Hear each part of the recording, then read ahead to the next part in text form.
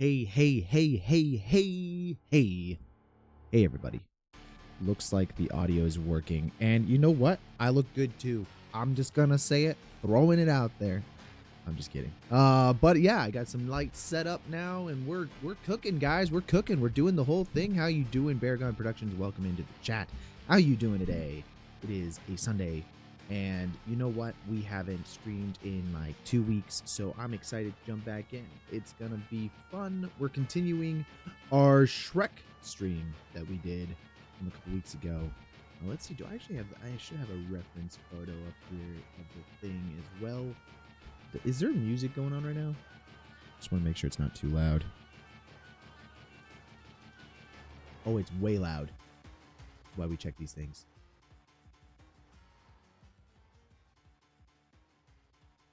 I think that's going to be good. Give me a thumbs up in the chat. Does it sound good? Music's not too loud, is it? I hate it after like a whole stream. I do the entire stream. And then I pull it up on my phone, and then I go, wow, I can't even hear my voice. It sounds terrible. Doing good. Did you hear that Dune won the best VFX? I did. I actually posted that over in the Discord. Not sure, Beargon, are you in the Discord? Sometimes it's hard to tell like who's in the Discord and who's not, just because you guys' YouTube names are different than your Discord name. But make sure to join the Discord. I think time to leak all your plans from those boards in the BG. Maybe. I don't know. Are you guys following me on Instagram? Because I've been posting some stuff on there as to like what I'm working on. You know, there's more and more boards are getting added up there by the day, everybody. And we are working, cooking, doing some awesome stuff. This year, actually, I'll tell you this. So there's two different shorts that I'm working on this year. One isn't really a busiest man in LA.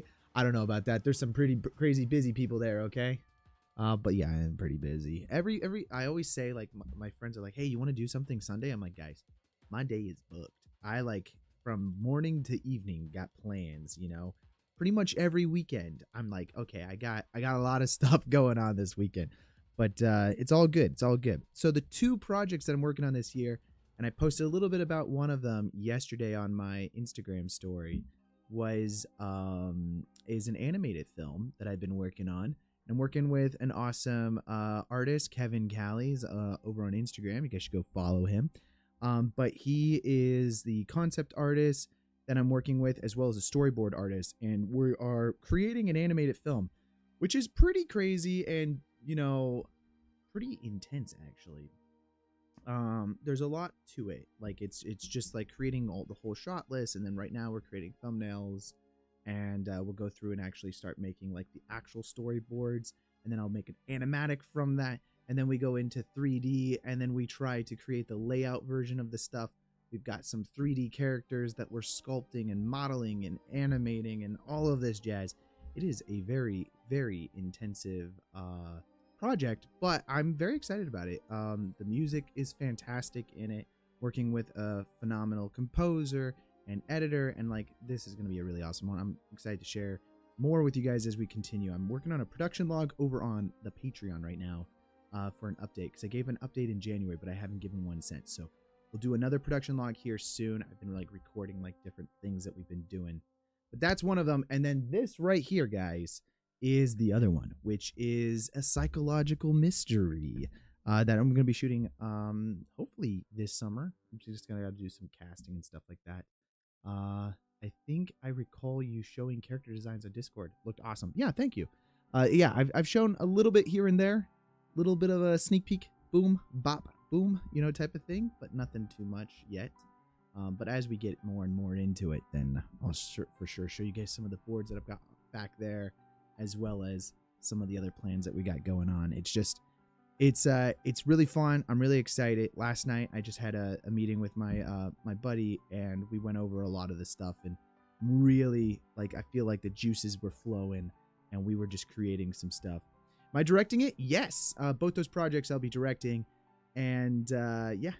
I'm the writer director of both those projects, so that's all happening. It's, you know, it's just you know, between my day job, live streaming, other stuffs, and like maybe freelance, and then that it's like there's a little bit of time, to work on it. But we're making it happen. I'm trying to chip things away like one at a time, right? Like if you've got all that stuff going on, you really just got to focus on like little tasks and breaking up the big projects into things that's manageable. And that's what I'm trying to do.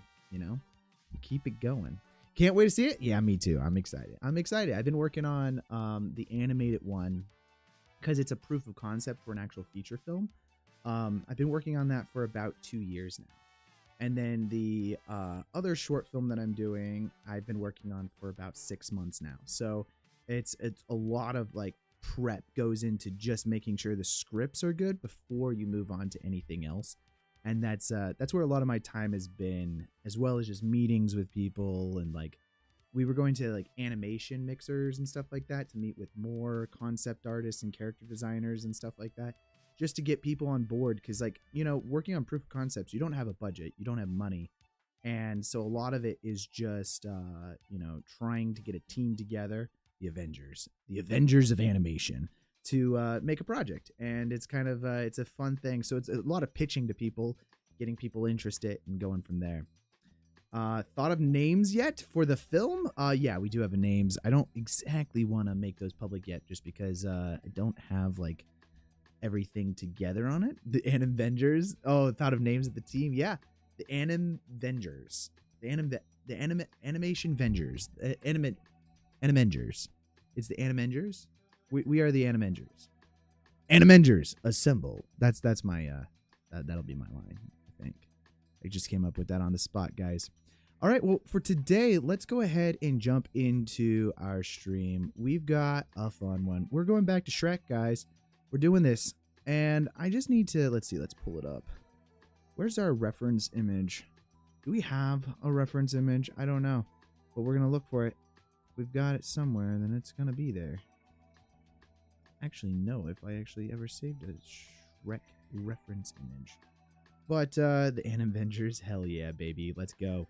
Let's see. This is our current 3D model that we've been creating inside of Blender, guys. Keep in mind, the background is, let's load this up here. This is our reference image that we were using. Let's see if I can pull it forward. We'll hit front. This is our reference image that we were using to create our scene. This is straight out of Shrek. Just the swamp. This is my swamp is the thing. And last week not last week, but the week before, we created the 3D model for this, and we started filling in a lot of stuff. So we hand sculpted, some of these tree trunks here.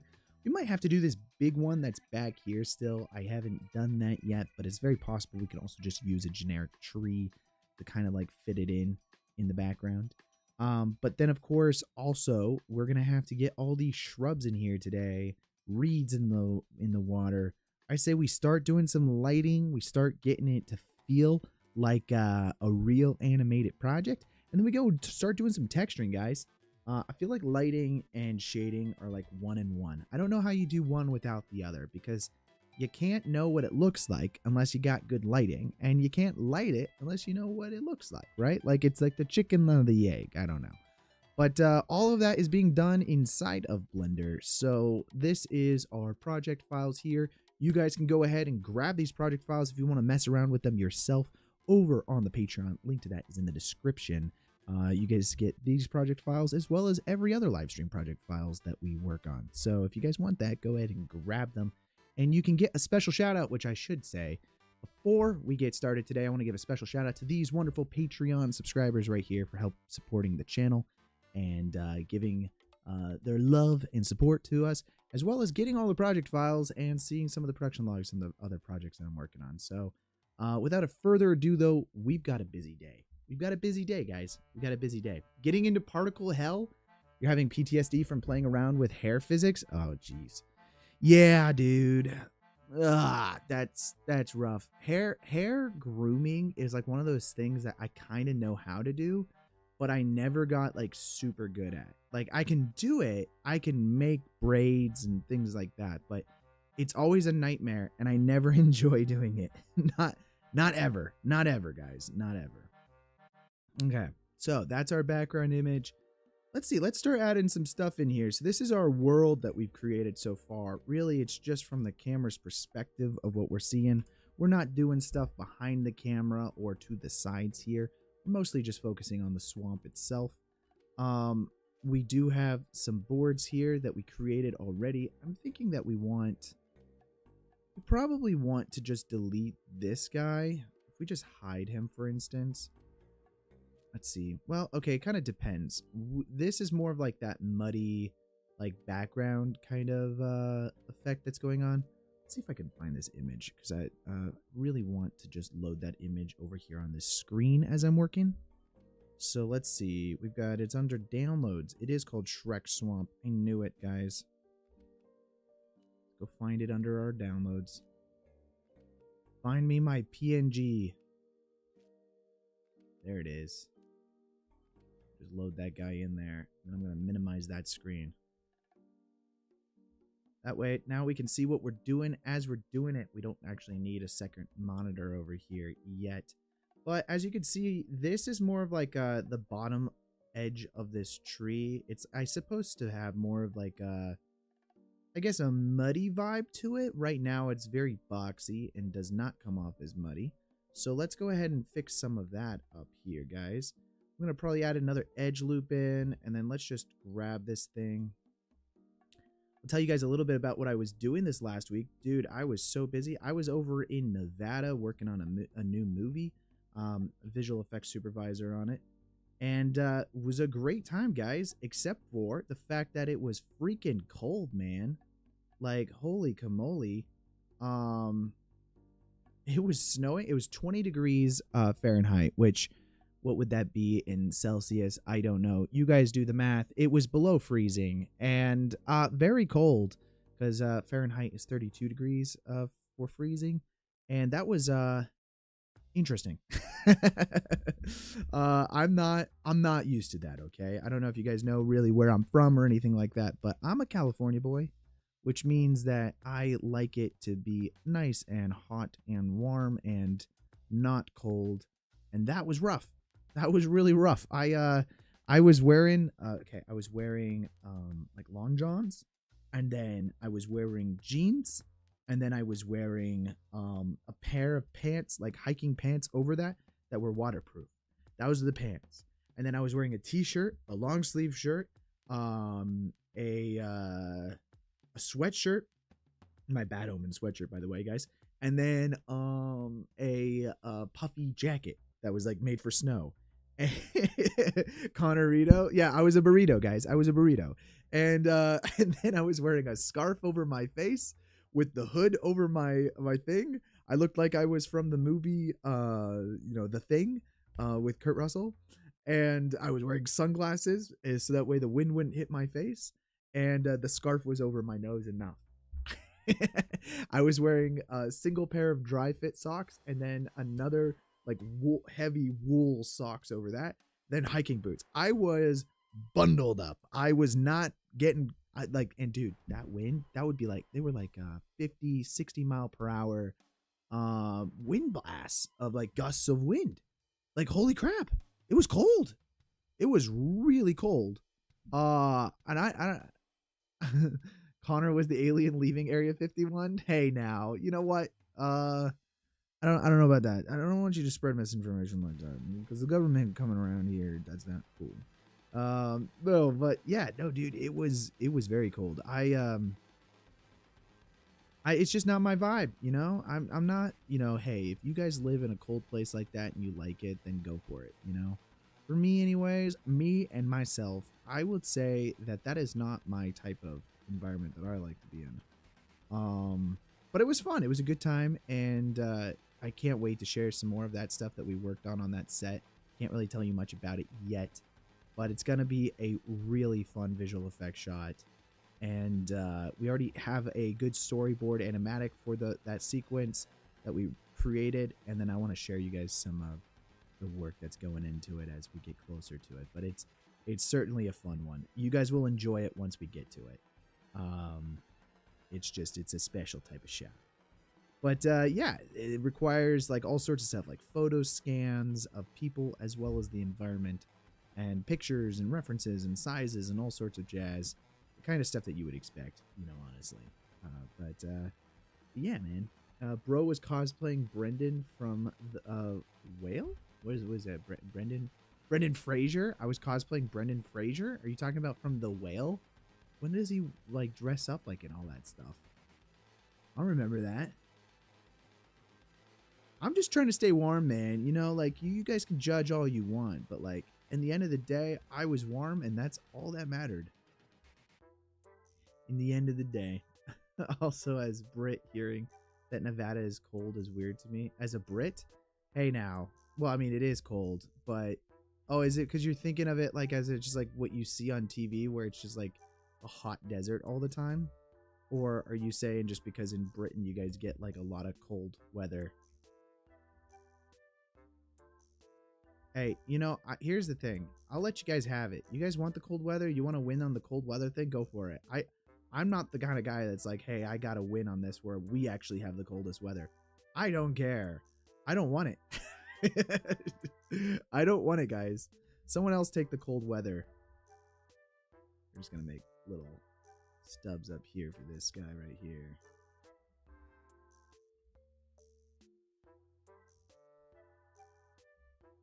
Orange tint? Wait, what?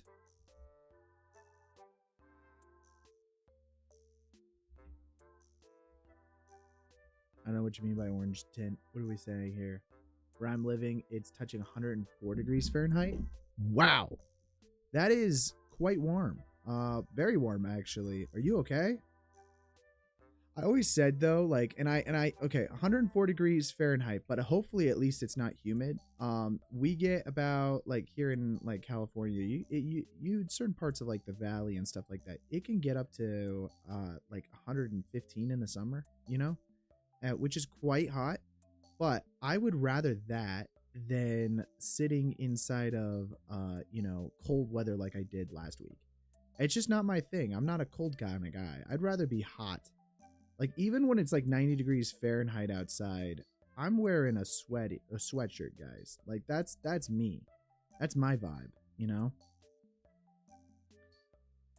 Like you have those Western movies set in Nevada and everyone looks sweaty, so now I don't know what to believe. Well, yeah, it's called seasons, man. Things change. It's not like it's the same weather all year round. My PC breathing fire the whole night is renders test. Yeah, I'm almost turning into liquid. Dude, don't do that. You got to get some good AC vents for your computer, otherwise you'll freaking fry it.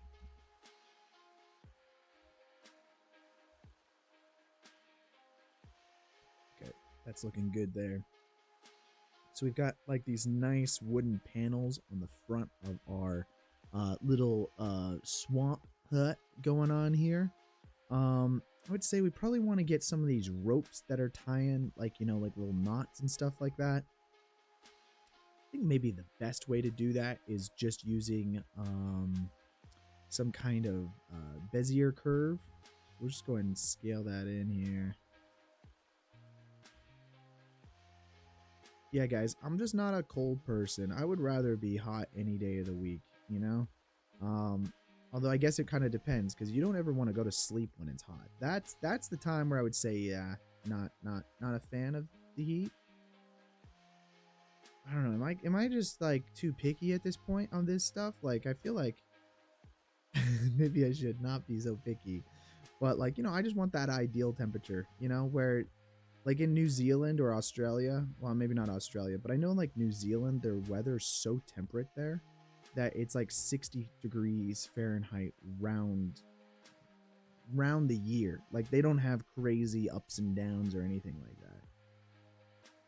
Let's change the depth here. So now we've got ourselves a nice little one side of the knot. Let's duplicate that.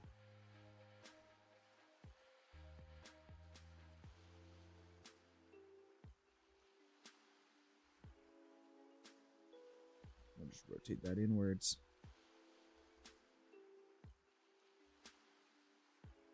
Nice, guys. Now we got ourselves like a little like oh, that looks good. Dying to know, what is the genre of movies you're directing? Okay, good question. So the animated film is kind of like a it's like a Christmas musical type film. And then the other the live action one is a psychological mystery. So very different from each other.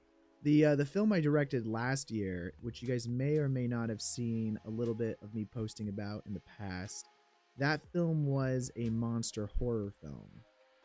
So, you know, guys, I'm all over the place with what I'm directing.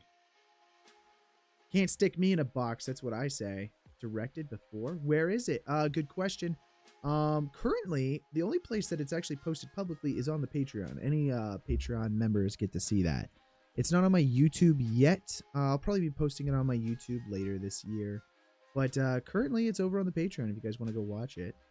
That was a film that I directed last year. It's a lot of fun. Learned a lot of stuff on that, and yeah, we'll be making better things for sure. But it's a monster horror film, and I don't want to give too much away from it. But the trailer is on my YouTube channel if you guys want to go check that out. I've got 2 different trailers, so you can watch both of them on the YouTube channel. I don't have a link directly ready to give you guys right now, but it is on there. So if you guys look it up, you'll see it. It's called Bad Omen. I have t-shirts as well, guys. If you want t-shirts, I got t-shirts as well, made by a very talented artist that I worked with, who hand drew the graphic design. His name's Ryan Egert. You guys should go follow him on Instagram. He's on my Instagram. I should get links to all these things, so that way when I say these things, you guys can just go do it rather than having to find it.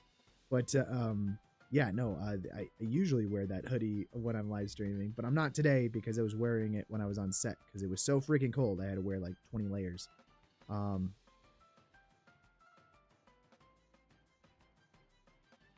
see, I'm gonna grab this and then we'll just stretch that around. There we go. So now we got our nice. It's not really going all the way around. Probably should be more like that. And then this one here, let's just grab. I just don't want it to clip as much. It's a lot better. I like that. That's working well. Bro, I didn't know Bad Omen is directed by you. Yeah, that's my film. Oh, hell nah? Oh, hell nah what?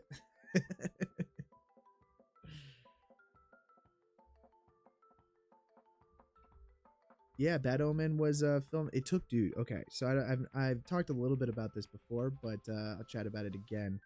That film took, beautiful trailer. Watched it a few weeks back. Thank you, man. There's two trailers. There was the first one that I made, and then there's the new one, which really like the new one. It shows a little bit more of the film, but the other one is more of like a teaser, I guess you could say, than anything. But yeah, that one, I directed that back in like January of 2022. And then it took a year to edit it, do all the visual effects, the score, you know, sound design, everything. And it wasn't done until January of 2023. And then I started to submit to film festivals and such. So yeah, that takes a while. It takes a while to do these things. But was it that the case, or was it 2023 to 2024? I'm getting my numbers confused here, but it was somewhere around there. It did take a year to make. I just can't remember what year it was. Dude, things start to blend together with these types of projects. Like, you start to lose track of what year it is. Because the quality was so good, I thought it was made by A24 or something. Hey, you guys go tell A24 that. Be like, hey, there's this director guy that on Instagram or on YouTube, you guys should go have him make a film. It's actually that short is a proof of concept for a feature film. So I do actually have a feature film for it. It's just a very expensive film. It's not something that I'm going to ever be able to make myself. My goal always with like this YouTube channel, you know, the Patreon and all that stuff was maybe to just like self-produce my own stuff in the future. But that film in particular is a very, very expensive film. I don't think that's going to be the first project. But it will happen. We will make something, guys. We will make something. And it might be this animated film we're working on, because that is something that I can do myself. Hey, how you doing? Is it Rohit? Welcome into the chat. How you doing today? I think if you use the snap tool to set the face to nearest, it makes it easier to move the objects along the face without having to readjust the position. That actually might be a good idea. Let's do that. I never use the snap tool, mostly just because I don't like it. Isn't this just like snapping on the like snap closest center grid increment? Yeah, it's like snapping like weirdly distanced, right? Luckily, I already did the work. And today we're just chilling, guys. There's no rush. Honestly, that's good. I might even just adjust it slightly so it doesn't look like we just duplicated it. That's the great thing about Bezier curves. Very easy to adjust. Very easy. It's a bit finicky and you do often forget it's there. Yeah, I don't know. Like sometimes it's like, you're right. You can do certain things like that, but then it's just faster to end up not. You know? I don't know if that's a bad thing that I'm just like, oh yeah, whatever, you know. Does the door open on that side, or if that's the case, I feel like all this stuff. Oh wait, no, I guess it's opening on both sides. I'm gonna take both of these Bezier curves and then let's just duplicate them over to the other side. That makes the most sense. Let's fix this guy here. Oh man, Bezier curves like with 3D modeling is actually kind of fun sometimes. Yeah, it's good because it makes everything really easy. The door opens inward. No, it doesn't, because he kicks it, doesn't he? Or no, that's the bathroom he kicks. We gotta look up some references here, guys. I mean, we don't exactly have a technical director telling us what to, or a creative director telling us what to do. So, you know, we're just making this up as we're going along. Because I'm lazy, we're just gonna duplicate this and put it on the ground. We're gonna build ourselves a nice little porch here on the front of the house. I saw like, have you guys seen those like AI like TV shows people do? I saw one for Shrek, and it was oh no, was it an AI thing or is it like a video game? I don't know. Someone remade the swamp inside of Unity Unreal Engine and made it like super cinematic and stuff like that. I feel like we all really liked it, and then now, you know, they actually have cinematic looking Shrek. 0.5. What are we doing here?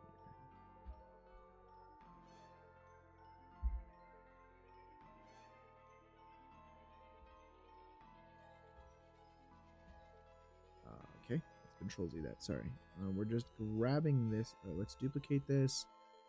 X10. No. 1. No. 0.2. 0.3. 0.4. 0.1. I'm getting closer, guys. 0.9.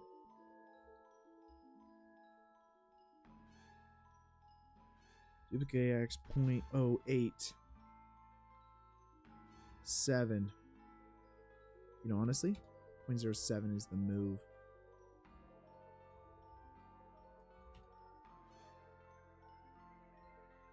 I don't even know why I wasted my time. I could just eyeball this thing.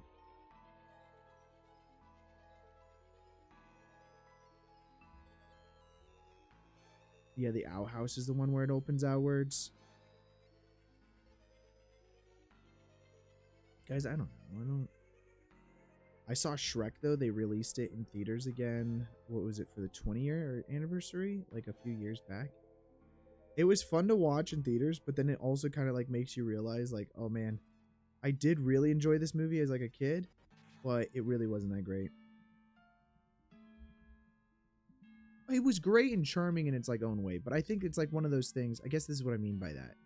The film, if it was made today, no one would like it. Everyone would say it would probably flop, actually. And I think that's the case with like a lot of movies that are like pretty nostalgic for people. is like it was the time period. Maybe it was the first of its kind or something like that as to why it was good. Like Shrek was so different than the Disney films that were coming out at the time that it, you know, was shocking really. And I think that's why it did so well, was because it was just a different type of humor. It was a different type of animated film. Everything that was coming out at the time was all just like princess animated films. And, you know, this was just so very different from the rest of that. One of a kind.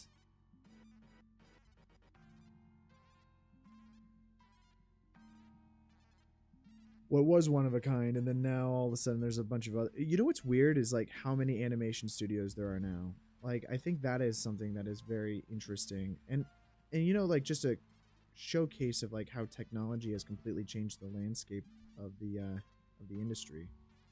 Because as things become cheaper and easier to do, it's like you don't need to be part of like Disney or DreamWorks now to make animated films. Like you legitimately, we could go make one. Like I could go make one. I mean, hell, that is what I'm doing, you know?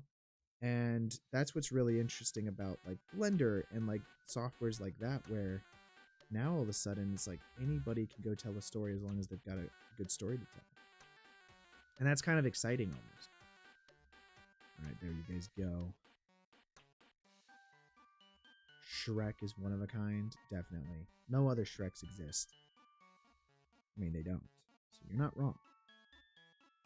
I really like that. Let's start working on some of these bushes leading up this hillside here. What is that? Why do I have two? Why do I have two? Just delete that up. There we go. I don't know why there was two different hillsides. That was kind of crazy. So I need to have like some shrubbery kind of going up the side of this this hill here, and got a second one of that as well. I just gotta delete that. I don't know what's going on here. But what we've got to do is we got to add some like big old shrubs here, guys. And the way to do that is we could do it using like a particle system or something like that, or we could literally just use Botanic, which is a great plugin to get, guys. If you guys don't have it, then I definitely recommend it. That is what we potentially can do. And then for these kind of like viney things, what are these called? Like moss? It's just moss inside of the forest.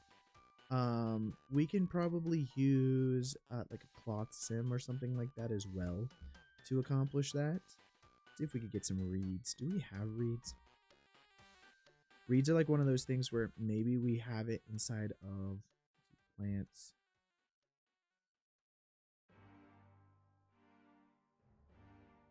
We don't. We don't, guys. What am I gonna do? Oh wait, we kind of have this. What is this? A Hypercatus witiki. Hypercatus witiki.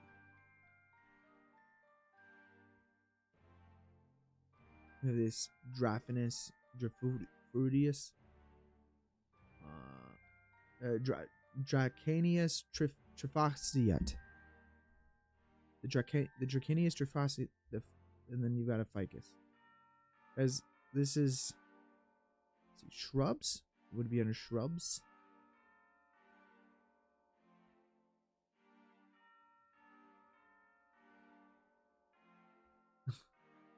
Which, hey, no, I'm saying them correct for the first time maybe ever.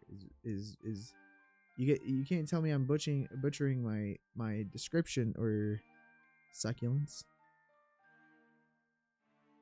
I understand how oh, I guess that makes sense. A cactus is a succulent. Tropical. Thank you for putting that under its own. Weeds.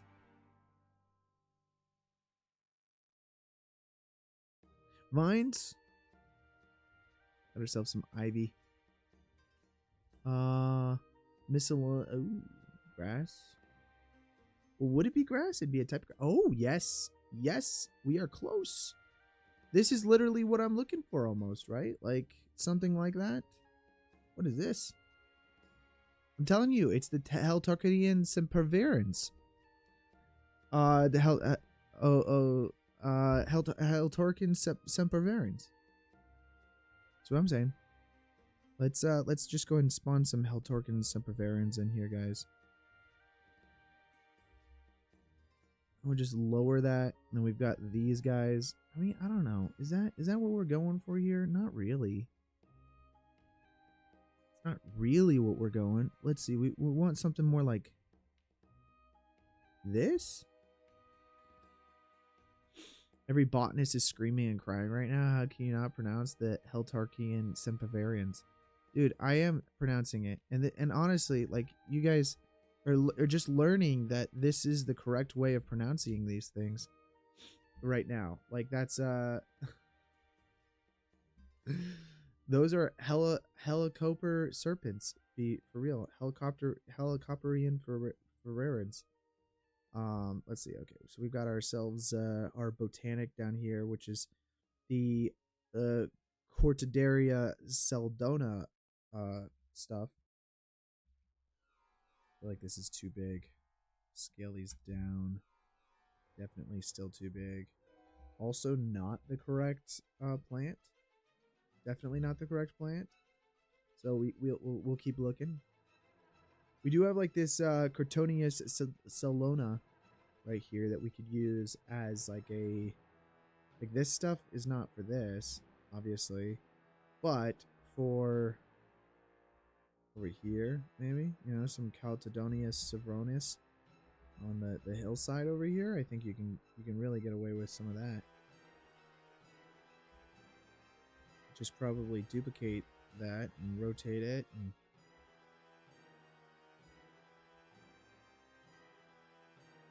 honestly, that's looking, that could work over there. Dude, we not have, so like garden, that would be like garden gear, flowers. What do we got going on in here? Got a lot of flowers with no pictures.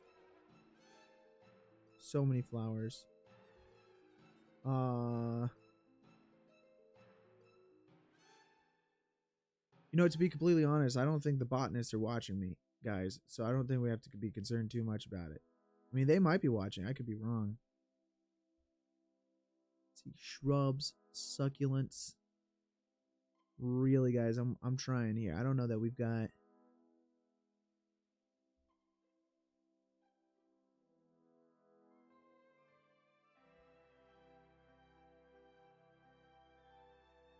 Baby saplings.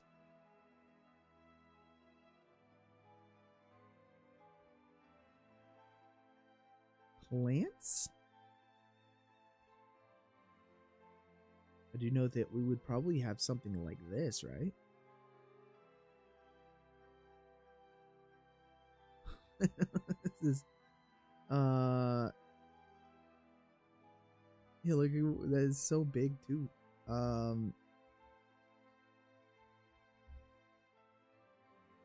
I don't think that is correct. I also don't think the scaling is correct. We would have to scale that like way down. It's not right. We're almost trying to get away with the wrong plant here. Like, can we get a plant that looks close enough?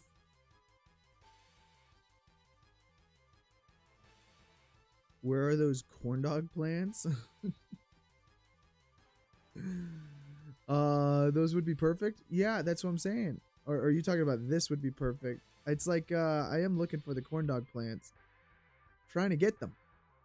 It doesn't look like we have them. Guys, we got some mushrooms.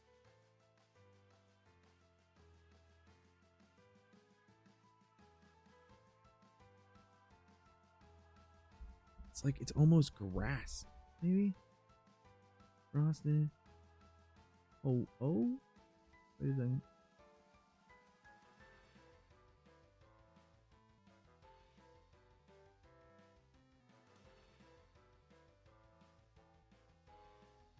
I almost think something like that.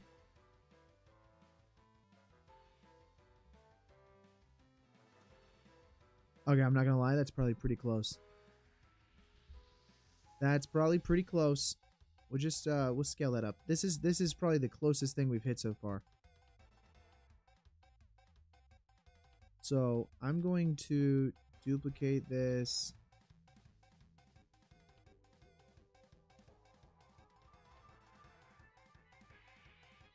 Just going to try to make this somewhat thick over here.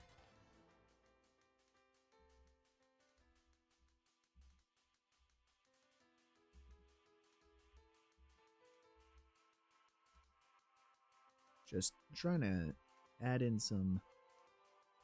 Honestly, we just select all of these guys now. Bull Rush. We found it. Let's search under category. There is a search, but I'm Bull Rush. No Bull Rush. Miscellaneous Bull Rush. Lance Bull Rush.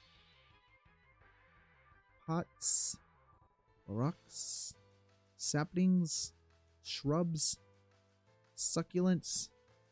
Tropical. Vines. Weed. Coniferous. Deciduous. Flowers. I think that's everything, guys. I tried. We tried to be accurate, but you know, here's the thing, guys. We don't need to be accurate, alright? Like, this is... We're making our own world. It's a fairy tale, alright? Like, you know, it doesn't have to be perfect. It's just got to be good. And that's what we strive for, is just making good-looking things, not... Definitely not perfect. This is what I say. Let's see. Let's just grab all of that, and we're just trying to add some variation here, you know?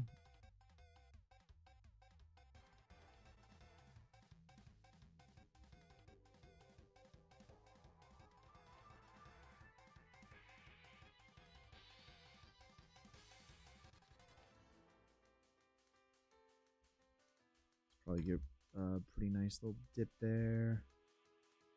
And then, let's save that. Guys, we're saving every 2 seconds here, okay? One thing I did want to do, we could do this by, looking for movies the movies you are making. Are they feature films or shorts? One is a short, and then the other one is a proof of concept for a feature film. Let's see. We're gonna go to HDRI Haven, and we're gonna find ourselves some nice HDRIs. We're gonna try to match essentially the lighting here. See if we can find ourselves a forest, outdoor.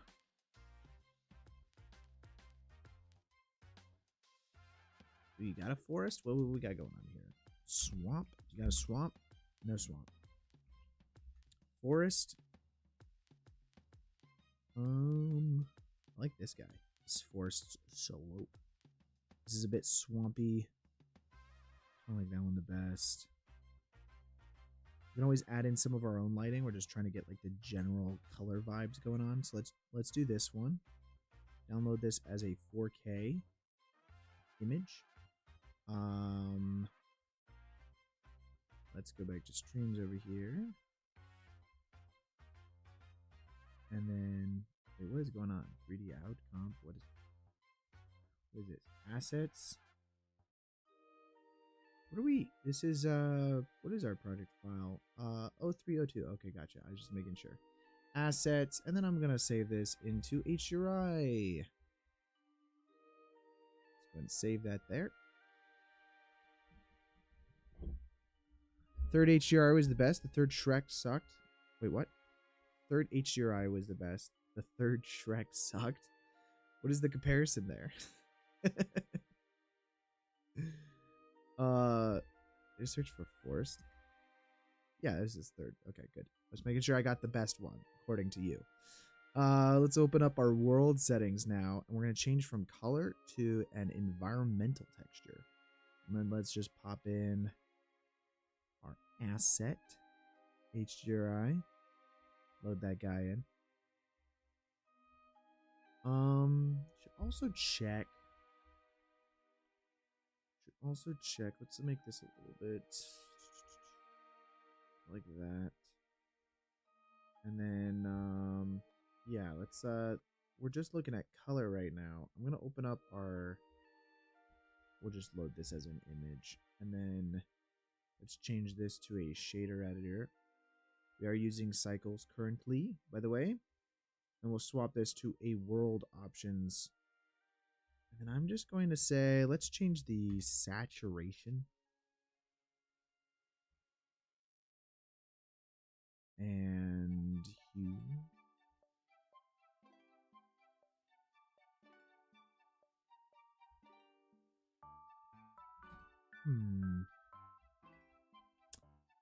Not necessarily a fan of the color palette that's coming in on here. HDRI was the best. The third Shrek sucked. Yes, there you go. I think I'm not a fan of the color palette. Let's do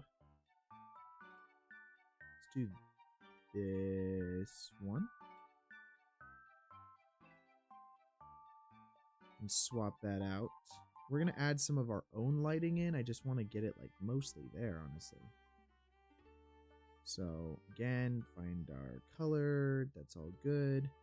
Let's close that, hit open now, and then go back to our assets.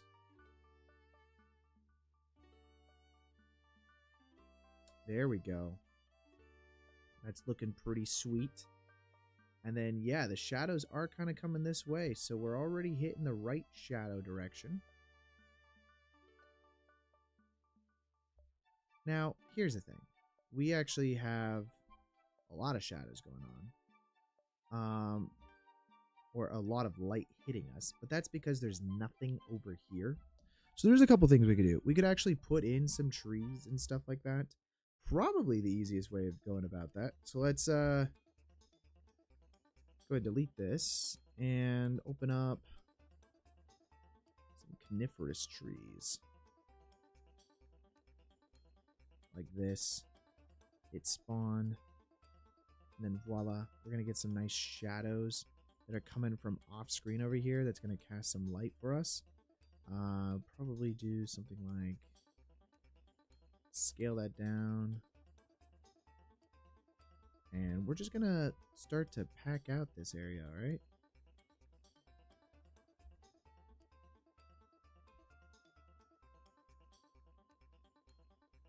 Something more like that. And then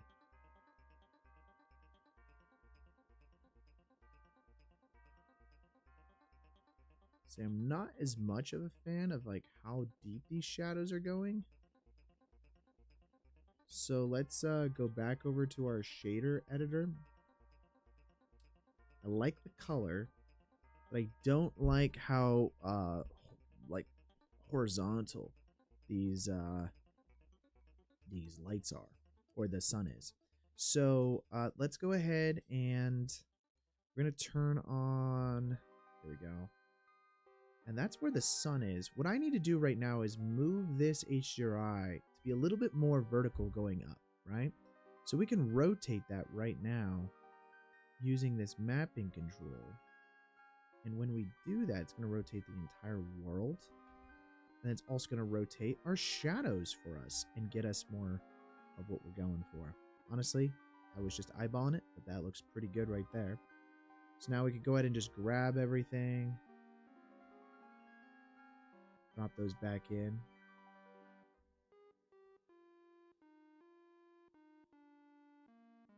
Probably that.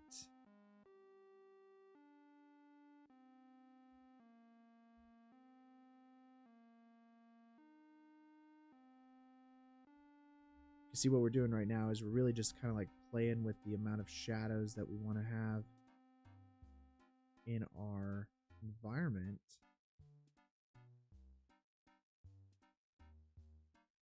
Probably that. I like that, you know?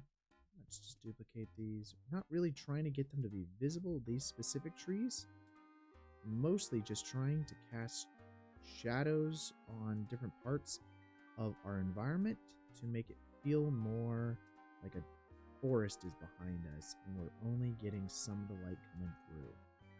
That's the real trick here, is just like cheating, really. I'm gonna take that. Let's just move that up, maybe. It's looking pretty good. I'm just gonna move it over now. Yeah, so this is still hitting the main light in our glade that we're having. But then the rest of this is darker. So that way our eyes are more drawn to this specific part of the image. And really all these trees are just not visible at all on our shot. It's all just going to be casting shadows onto our scene. As you can see, we got like a bunch of weird looking trees here, and that is the goal, is that we're just basically trying to fake out what we're doing.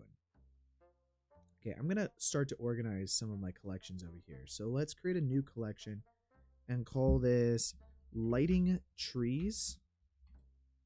Or I'm actually going to call it not trees, but gobo. So a gobo in lighting is essentially an object, and it could be a plane, it could be anything. But what you do is you shoot a light through that object and it creates patterns or shapes on the ground. And it's used often in like stage productions and things like that, where you might want to look like an actor on a stage is walking through a forest. But you'll have a Fresnel light or something that's hitting them from the overhead, right? But how do you make it look like they're walking through tree leaves or something like that without actually having a tree in your scene? Well, you would create a plane, and then it would have like basically a stencil cutout of what trees would, tree leaves or branches or whatever would be. So that way when someone's walking through it, or even if you're putting it on the set, it would look like a bunch of leaves are on the ground or like things like that. We're kind of doing the same thing, although I'm doing it just with like actual trees floating in the air because it's pretty easy for us to do that inside of Blender versus like in real life where you might actually want to use just like a single picture or something like that. So I'm just going to move all of these specific trees over into our lighting gobo collection here. We'll keep everything else from Botanic over there so that way whenever we add new trees in and stuff like that, it puts it in the correct spot. But a cool thing we could do is we can actually enable this indirect only option inside of our outline. And when you do that, you'll see a new option pop up inside of our outline that we could select. And our lighting gobo collection that we have here, we may want to just select that check mark on that. Now what this does is makes it so that it's indirect lighting only. So if we took our camera now and we went to go look at like where the trees are at, we won't actually see the trees.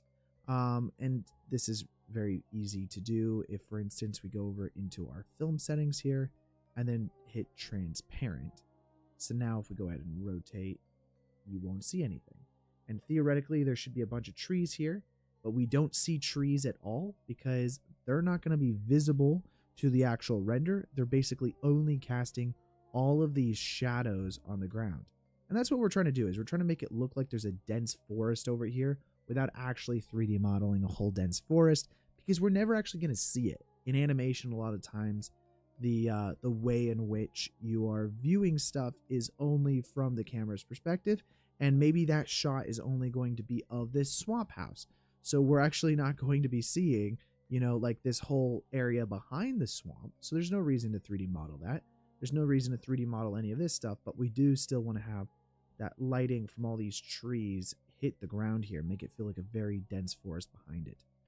So that's the reason why we do that, is essentially making it feel more full than it really is. You only used a gobo once for a scene, which you still to this day think is the best render you made. Yeah, and it is like, it allows you to feel like there's more stuff behind. Like oftentimes, actually, I'll even take inside of Blender, I might, like if I know that it's supposed to be really dense behind the camera here, I could just create, I might even still do it for this, I don't know. Let's just grab a cube here, scale this up. We're just going to put this behind our camera. Now currently this is inside of that, so let's go ahead and just move this to our regular collection. All right, so let's just move this out. Now everything is really dark right now, and that's because this third face exists. So if I delete this and only delete the face, what we're getting now, I could scale this outwards and maybe scale the whole thing down, I don't know, but it's now going to make it feel darker because there's no bounce light behind, right? Our HDRI that we're having is infinite light coming from behind the camera here, and maybe we want it to feel very dense behind the camera. Maybe we want to feel like we're coming from a really dark forest and it's opening up into like this really shiny opening here. So you don't want to have it feel like it's just very well lit behind you. And that's essentially what that would be doing. As you can see, it's like darkening all the shadows here.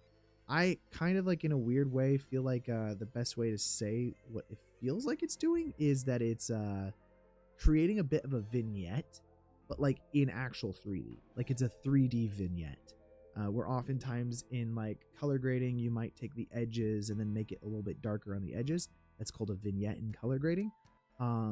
This would be like a 3D way of doing it, is by placing this behind the camera and making it feel like everything that's like on the outskirts of this camera view here is going to get a little bit darker as it's coming more towards the camera's location.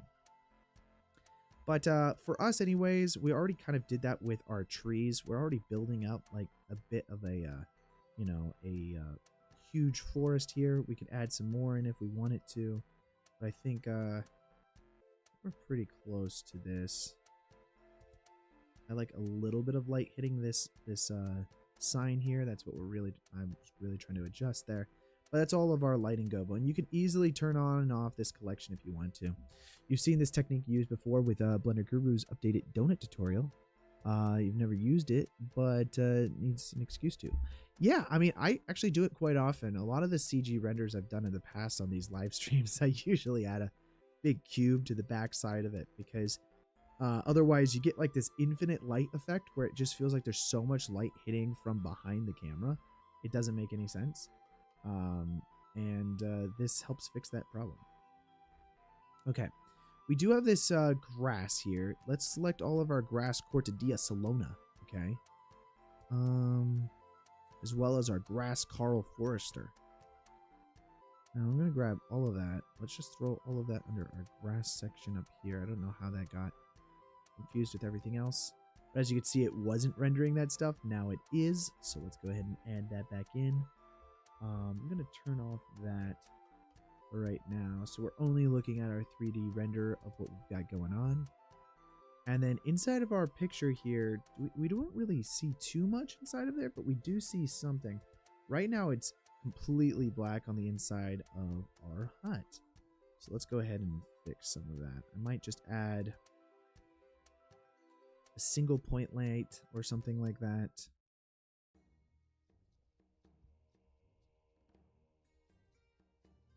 That's more off to the side over here than not. And then I'm going to create a new collection. Let's go ahead and create a new collection. We're going to call this lighting. Okay. This will be all of our additional lightings that we create, not the actual HDRI itself. This allows us just to keep things super organized. Call this interior and then point.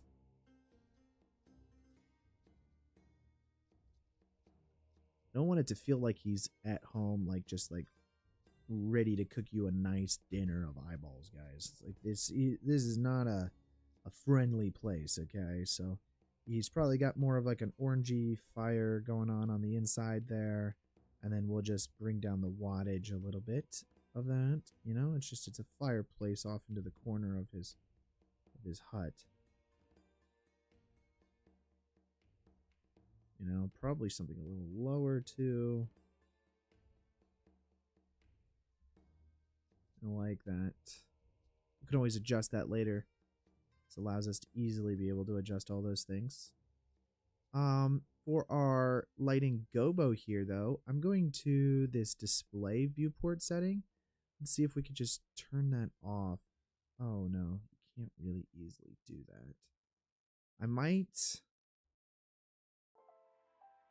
We go to visibility here. Let's see, viewport.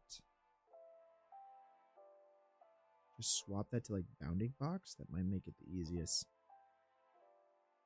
This is another trick you can do, guys, is just selecting these and then going into your object settings and swapping this over to just the bounds option for your display as. Makes it so you don't have to see a bunch of floating trees. It is just wireframes at that point. Not that big of a deal. And I think even if we wanted to, we could do... let's see. Let's finish doing this real quick.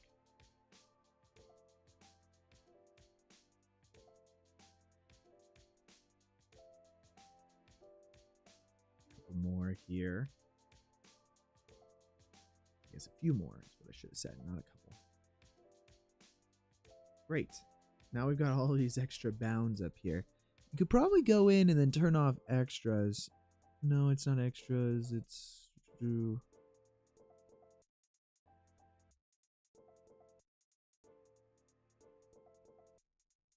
I am going to turn that off. Origins, bones, motion pass.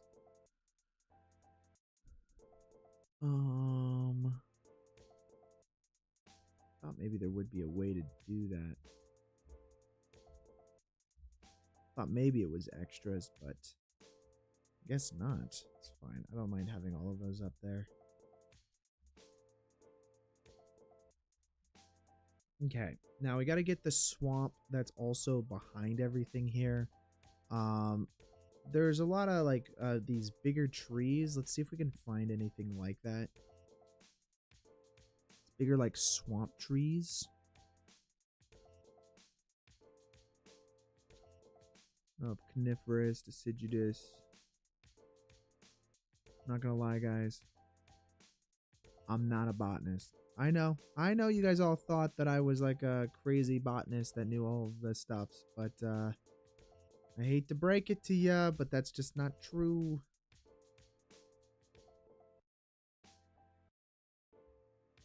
Just gonna put this all the way back there. Let's just move that off to the side. Okay, and then there's a couple things I'd like to do. Maybe first, let's I'm gonna create a new collection. We'll call this camera, and then I'm gonna move our current camera into that collection. So let's go ahead and just grab that real quick and then move that over to camera. And then inside of our camera collection, let's go ahead and create a new empty plane axis. I'm gonna set this near the door. I would say our focus really should be on the door, so that's what I'm gonna do, is set that there. And we'll call this focus. Inside of our camera now, go ahead and select it, and let's set depth of field and turn that guy on.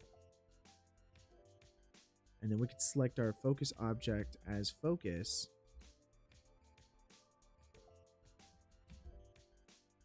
And then that way everything back here is going to be a little bit more out of focus. Might even, yeah, 1.2 might be fine.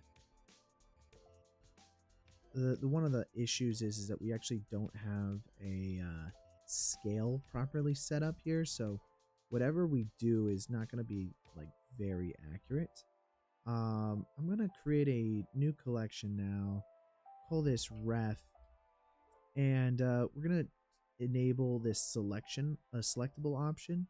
I'm going to make it so that everything inside of here is not selectable. But before we do that, let's go ahead and create a new plane.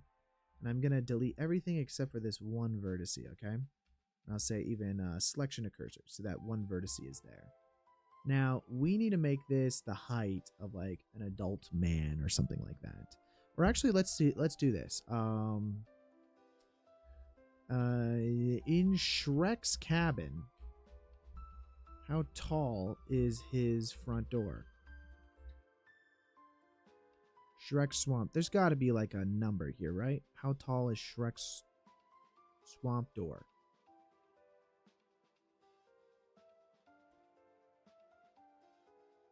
That's got to be a thing, right? I'm going to check on ChatGPT. How tall is Shrek's front door? Shrek's front door has been seen in Shrek movies, is quite large, but its exact height is not specified in the films, are based on visual estimates and comparisons to the characters, who are relatively large. It appears to be around 10 to 12 feet tall. The door needs to be big enough to accommodate Shrek, who is around 7 to 8 feet tall. So if he's around 7 to 8 feet tall,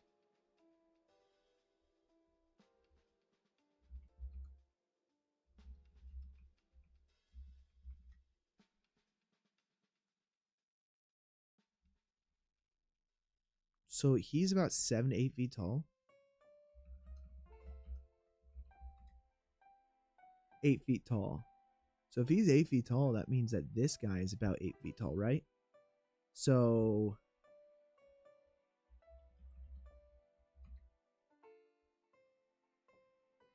2 meters, 2.4 meters. If that's 8 feet tall, let's see. Let's go to the front door here. So that door is about 8 feet tall based off of that image there.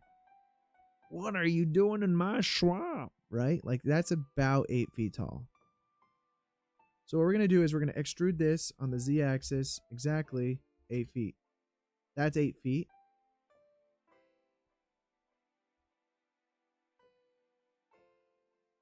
Is that 8 feet? Really? 2.438.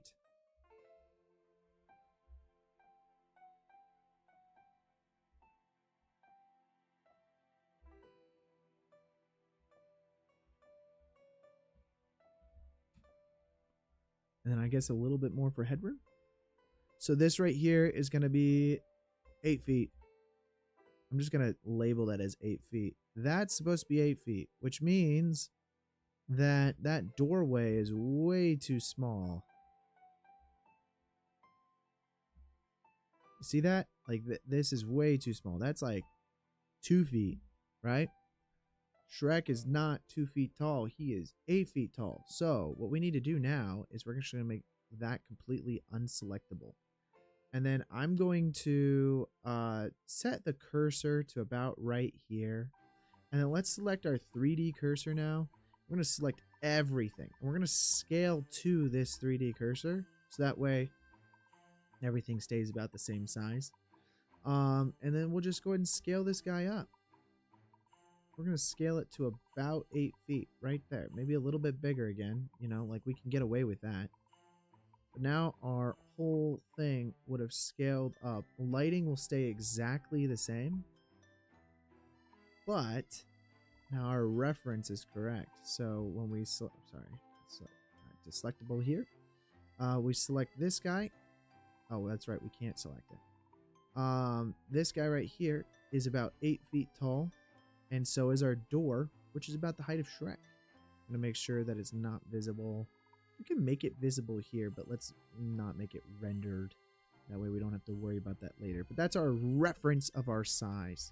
Micro Shrek? Okay, that sounds... Just going to pretend I did say that. You did say it, though, and it is permanently now on the internet. Okay. So there you go. There's the size of that. And then I would say this guy back here, we can now no longer see him. And that's because our camera can only view things so far away. So if we go into our end clip settings here, let's just add this so that we can see up to 1,000 meters away. And then now we see this tree. And I would say we probably want this tree to be something like that. Let's move it down. Maybe a little bit over. Select our camera again.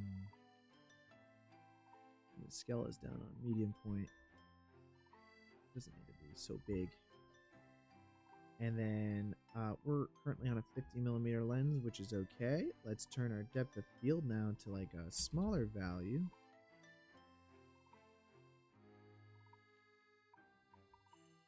Maybe do that as like a 0.5. 0.3. Just visually going what I think looks correct here.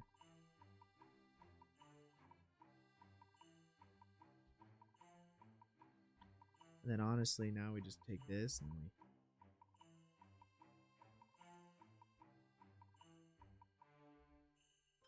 just scale it and keep moving around, guys.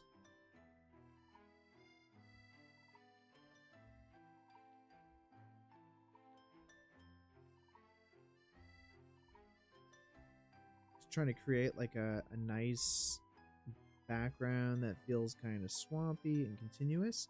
The other thing is that there's too much light hitting a lot of that stuff, so we might actually want to select some of our work that we did over here, duplicate that, and then just move that up.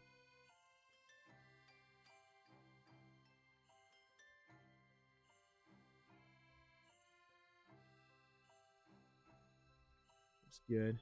Again, we're not seeing any of that, it's just casting shadows on the stuff back there. duplicate that.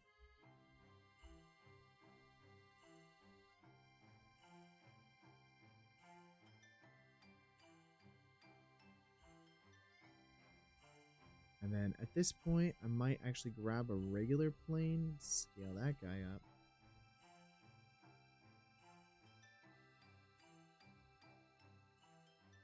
Especially for this stuff that's way back there.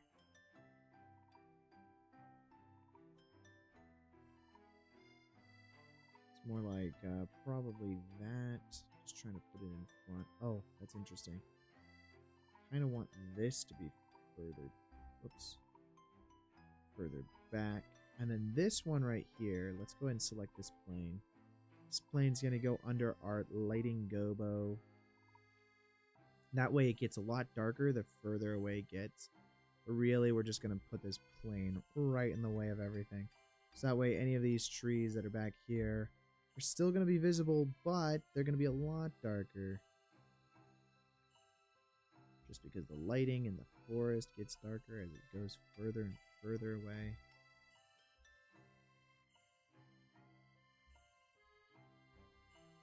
Let's go ahead and grab that again. Duplicate it and just start filling in some of these patches. Because that's the thing about, like, one thing about the forest that I've learned is that you have to layer these things. You're not going to get it in one go.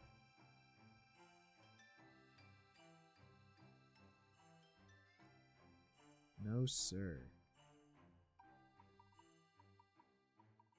That's pretty good there. I feel like that just goes on for a bit. And we'll just duplicate that to the other side over here. And then a lot of this, honestly, we'll probably just duplicate it and move it over.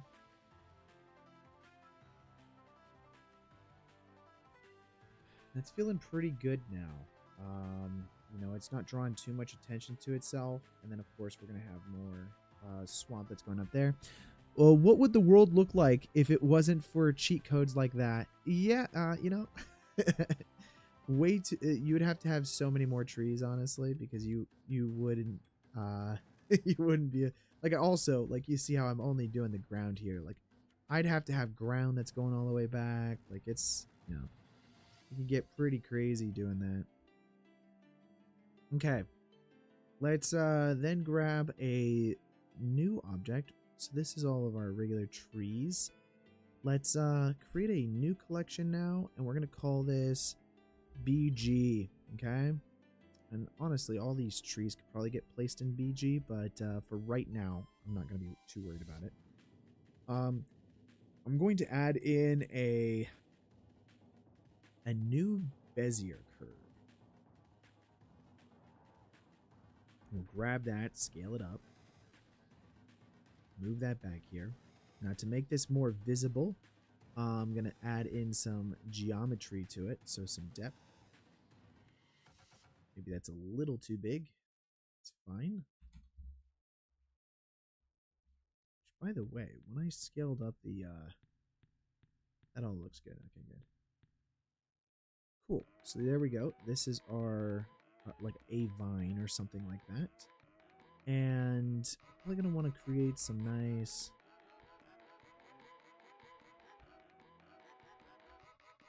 hide that. And we'll just go over here.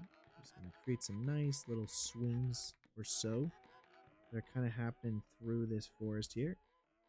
George of the Jungle style.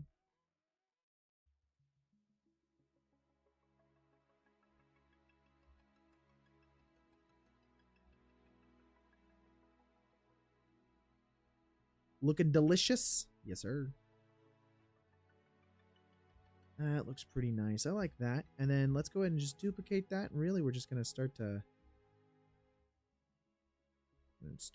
again, layer this stuff. It's all about layers, man. All about layers.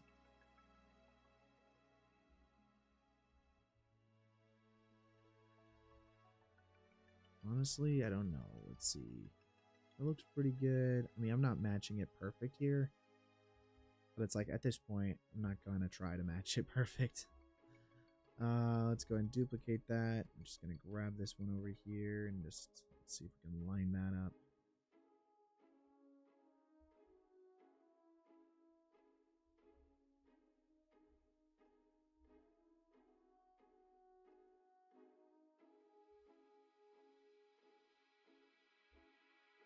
And we'll scale this guy down. I want to see more of a curve to it.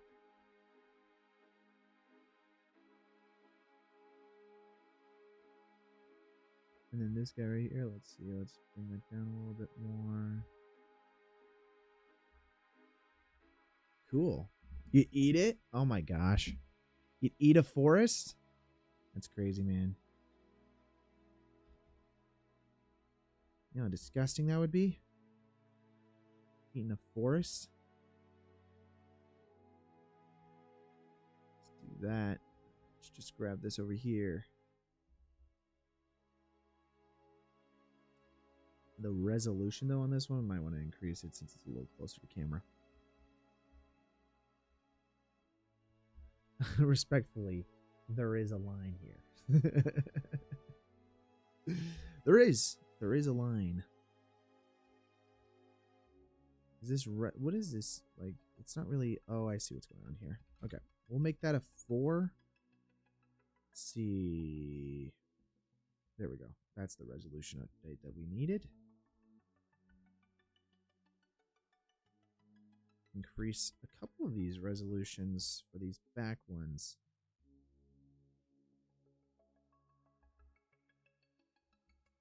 Okay. That works. I like it. I like it a lot.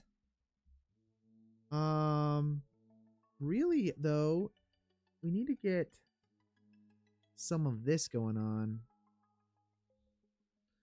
And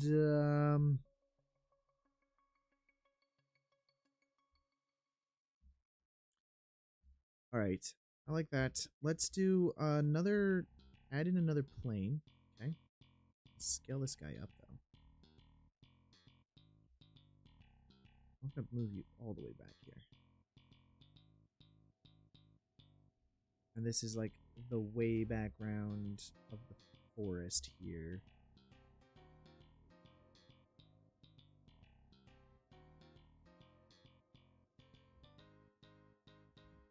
Go ahead and save that.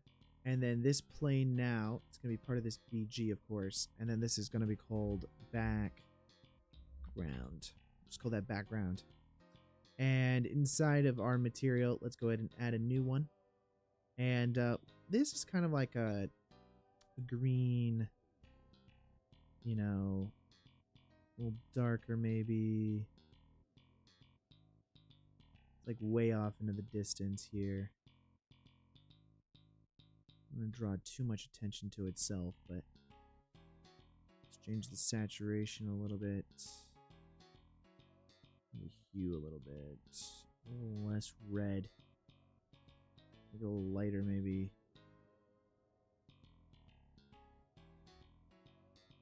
Okay. And then let's see. We're going to add in another tree type here.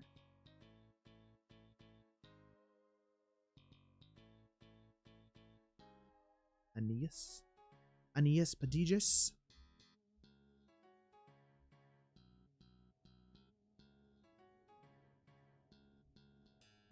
Okay.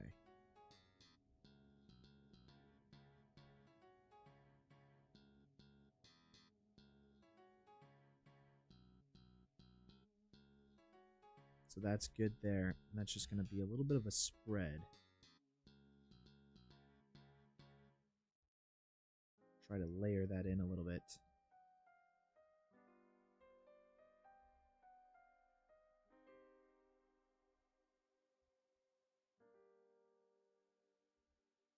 Great.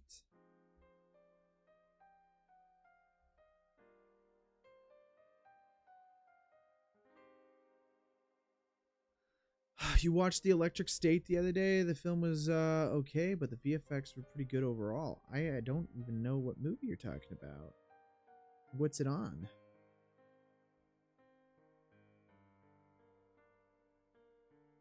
Let's do... kind of want... yeah, let's do that one.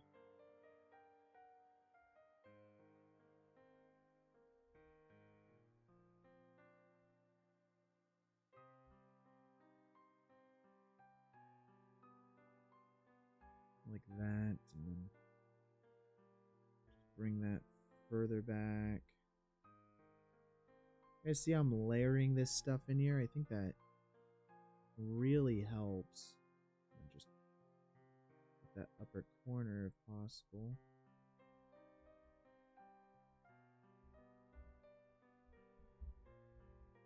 Millie Bobby Brown? It's on Netflix? I don't think I've even heard of it.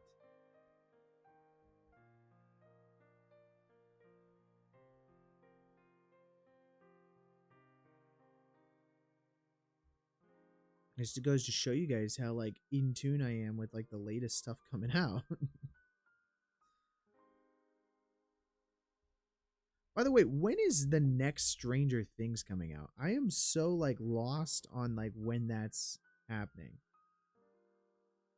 It is still happening, right? Like they're still making that? Scale that down a little bit, I think.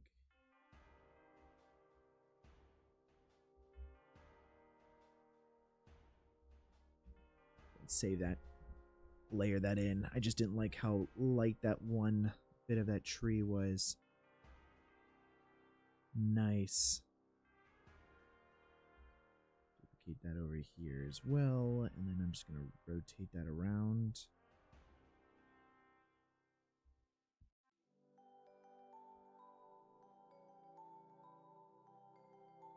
Probably put that a little bit in front. I like the idea that it's covering up the...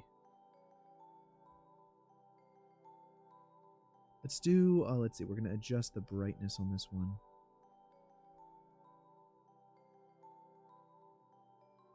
I'll go ahead and scale that way down.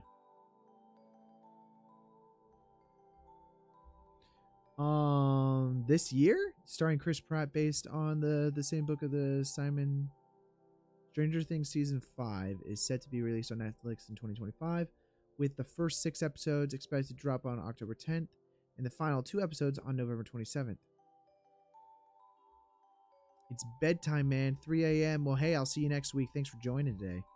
That's so cool, though. I guess I'd almost thought that they like canceled the show, just because it's been honestly so freaking long since they have done anything with that show.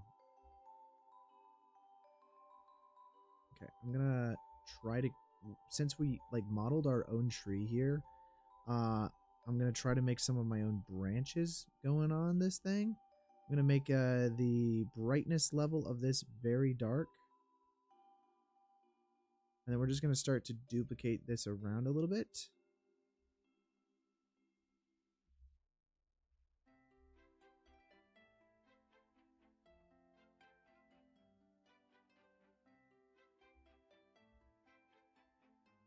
Go ahead and just push this down as well.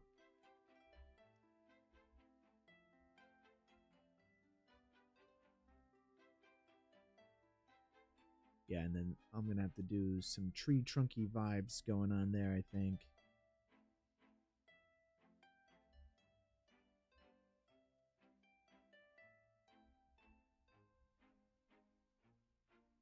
It's according to an AI assist based on sources, so it's nothing official, but that's just what it says. Interesting. Yeah, dude. You know, like the Google AI stuff that like when it helps you search for like answers really quickly. I don't know. I don't really trust it that much. I trust ChatGPT more. Just because like the Google stuff, I feel like it lies sometimes. Like it gives me straight up wrong answers. And you know, that's kind of interesting. Gonna move this all the way over here. I'm gonna use this for this back tree. I'm just not gonna 3D model my own branches. That's just not gonna happen. So that's what we're doing here, guys.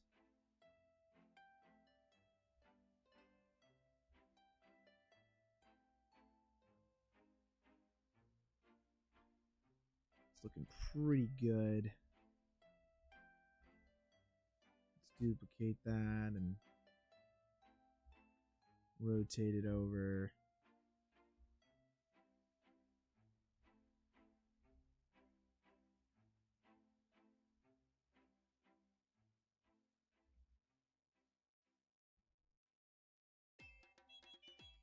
Yeah.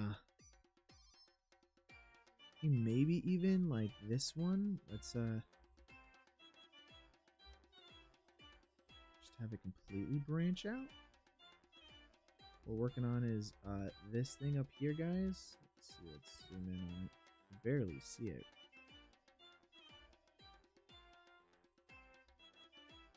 Generally take things with somewhat of a pinch of salt. Yeah. And honestly, that's just the way I just like everyone nowadays. It's like, you know what, the era of just believing everything you see online is kind of over. So I don't know that you've ever should have really done that, but you know, like I feel like a lot of people did that for a while. And then nowadays it's like you just really can't do that at all, guys. Okay, I like that. I like how light this one is. Feels, yeah, that's good. Let's go ahead and duplicate this. Let's just rotate it around. Rotate it like this.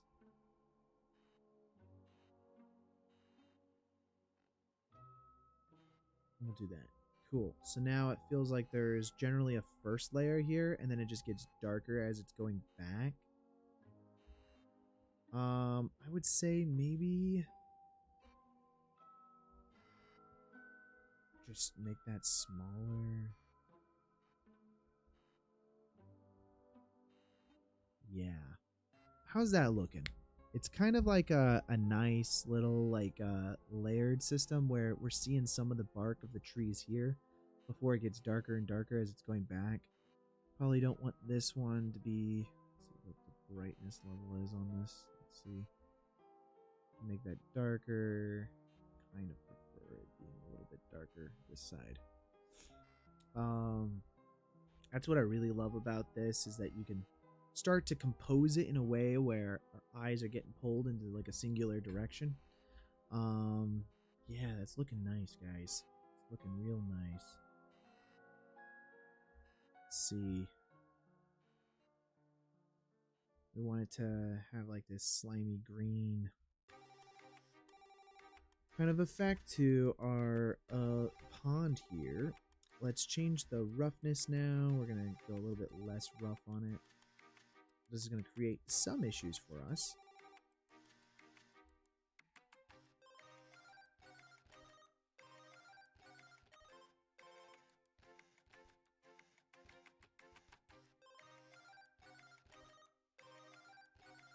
Luckily, we don't have to do too much. I might even make it a little more reflective.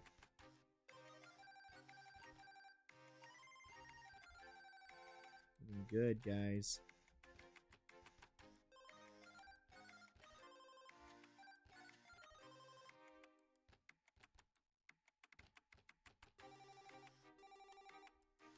You're a little wide. I might reframe the camera a little bit later just to give it more of like a cinematic quality to it, but it's not too bad. Honestly, this swamp material isn't even anything that special. It's just like a green. I almost think that we could speckle in some dirty dirts, you know what I'm saying? We can try that. Let's put a vertical split on this. Go to shader editor now. That way we can see kind of what we're doing here. I would say let's swap this back over to object mode. Here's our principled BSDF that we've got going on. I'm going to add in like a noise texture. If we go ahead and view that, you can kind of see what it's doing. Change the scaling here to something more random like this.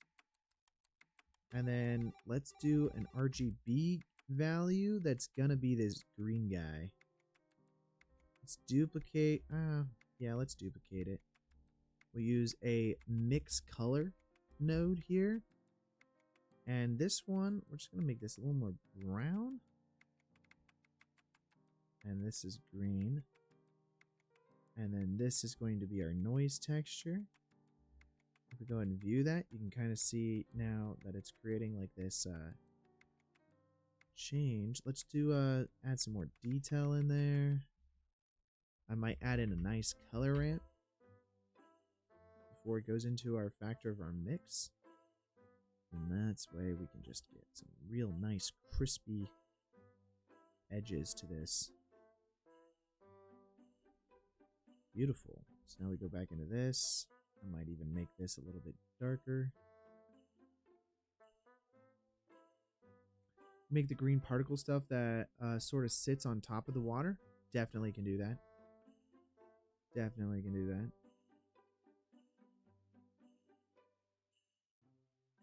But yeah, we just basically take that whole texture. Now we can just plug that into the base colors. That way some of it's going to be green, some of it's not. Would say maybe we want to have some of it be more rough. So we could take this same color ramp here. Then we can just plug that directly into the roughness of this thing. So that way some of it is not as reflective as other parts. You call it algae? Yes, algae, definitely. Let's go ahead and do that. So let's see. Let's see, algae. What that? Kind of like this bumpy, grassy material. We can do that. Let's find a texture for it. Probably want to search up algae. Or how do you say algae? It's how do you spell it?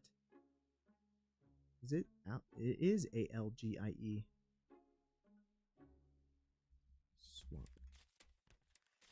Oh, AE. Right. I knew I was doing it wrong. Okay, that's not working.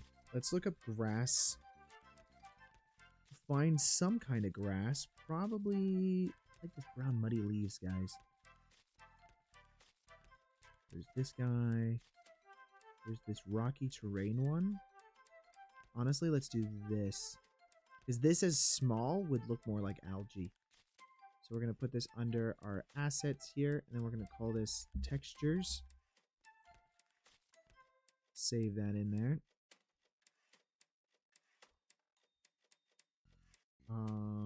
We go back over to our...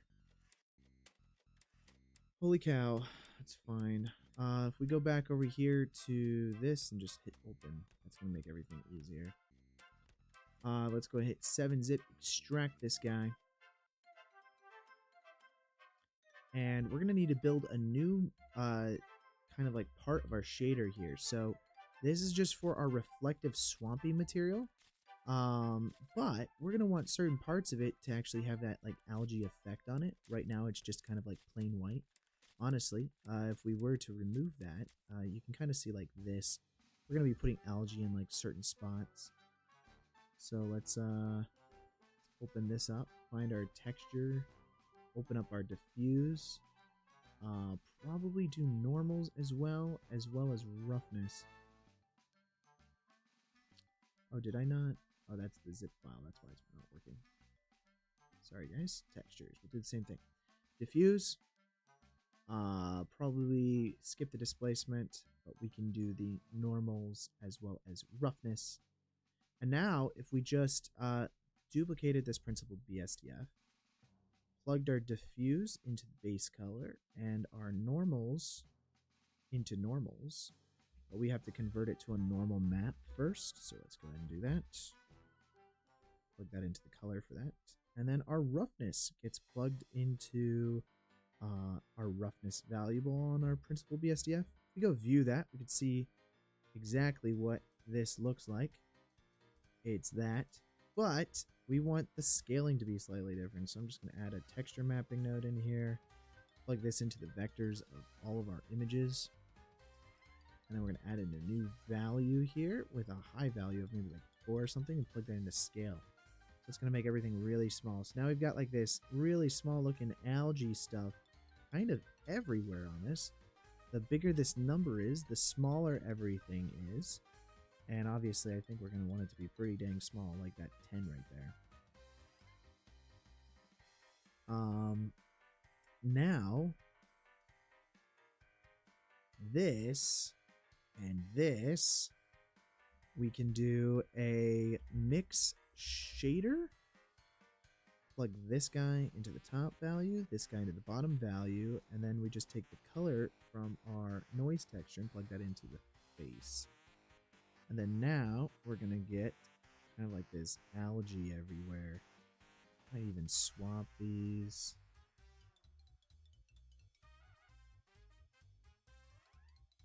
I might even duplicate this.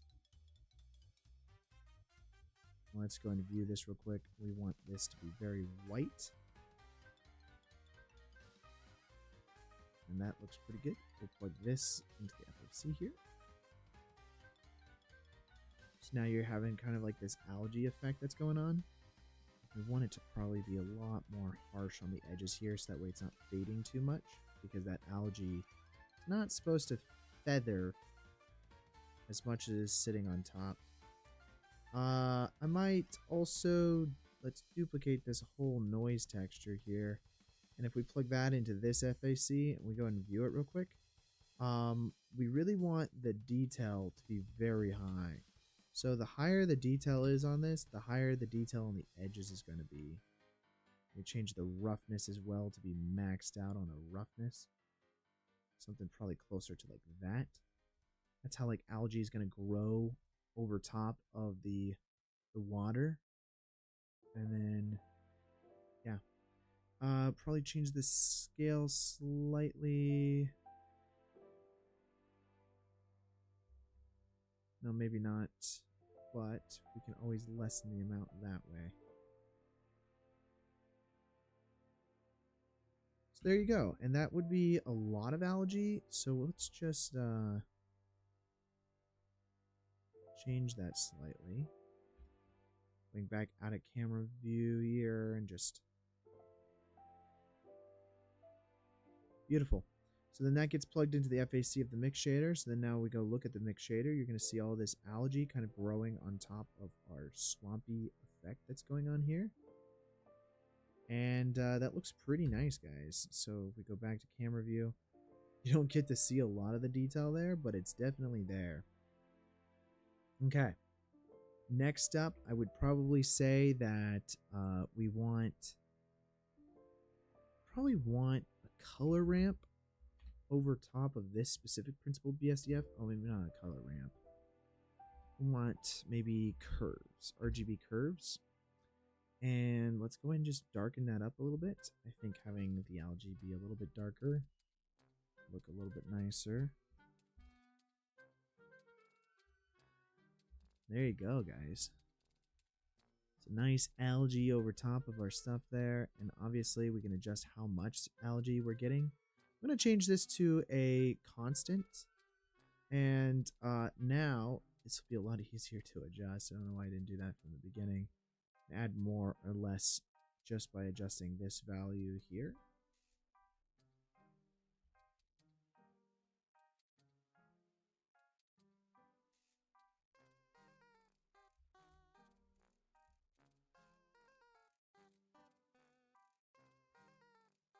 Okay. There we go, guys. Definitely work in progress that is working out how it's working, you know? Let's go ahead and stretch out some of these, I think.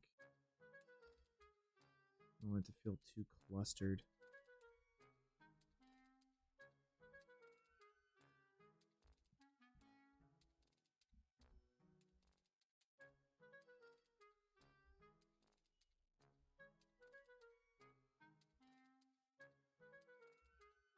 Yeah, it's pretty nice. I like that.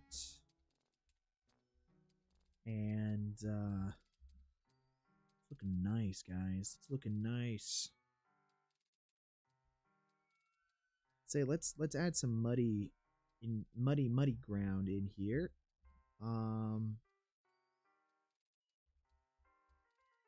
Yeah, let's go ahead and do that. So let's create a new material now, and this is going to be called mud or dirt. Let's just call this dirt. We're going to do dirt. Let's call it ground, actually. Definitely looking good on the progress so far. Thanks, man. I appreciate it. We're going to call this ground, okay? And then let's go ahead and find ourselves a material. We need to have some spots be muddy, some spots be dirty, so drier and not dry, and like all of that stuff. So we'll go to terrain right now. going to find our initial option. So this is going to be the main walkway here. And then obviously near the water edges and stuff like that, we're going to want it to be a little bit wetter. So probably like this gravelly sand for the main one. Something like that I can see. Or this sandy gravel. I like this one a little bit better. Go ahead and download this guy. Save it in the same folder as before. And let's go ahead and unzip that.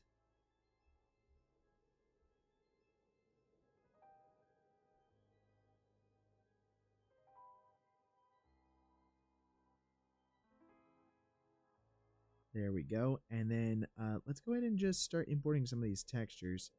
And pretty basic. I'm just going to grab the main diffuse. This one we will use the displacement on. We've got some normals. We've got some roughness. And let's go and organize this a little bit better now. So our diffuse, we can plug into base. And then our normals, our roughness. Let's plug our roughness in. And then our normals as well with another normal map. That just gets plugged in through the color there. Now, a really easy way of seeing how well our texture, let's just load this guy in. See, our dirt is way too big. Also, there's some problems, guys. And so let's use this texture mapping thing. Let's change this to object. There we go. It's a little better. Very repetitive, you can tell, which is not good. You don't like repetitiveness. Let's plug this vector into here. This is where a lot of the hand painting is going to come in. I think it's very easy to apply textures inside of Blender and just get things to like look good right off the bat. But then it looks very CG, and the reason why is because people stop at this stage. I think it's very important, especially with grounds and like terrain type stuff, is to not just use a regular, you know, constantly repeating effect, because otherwise it looks really like feels like it's being duplicated, which it is. And that's what we're going to try to avoid. Right now we've got like this brown texture that kind of just goes everywhere, but there's no character to it. There's nothing, right? So let's go ahead and let's do a bump node. Plug this color into the height, and then plug this into displacement. And that looks pretty nice, but as I said, everything is just so basic on this.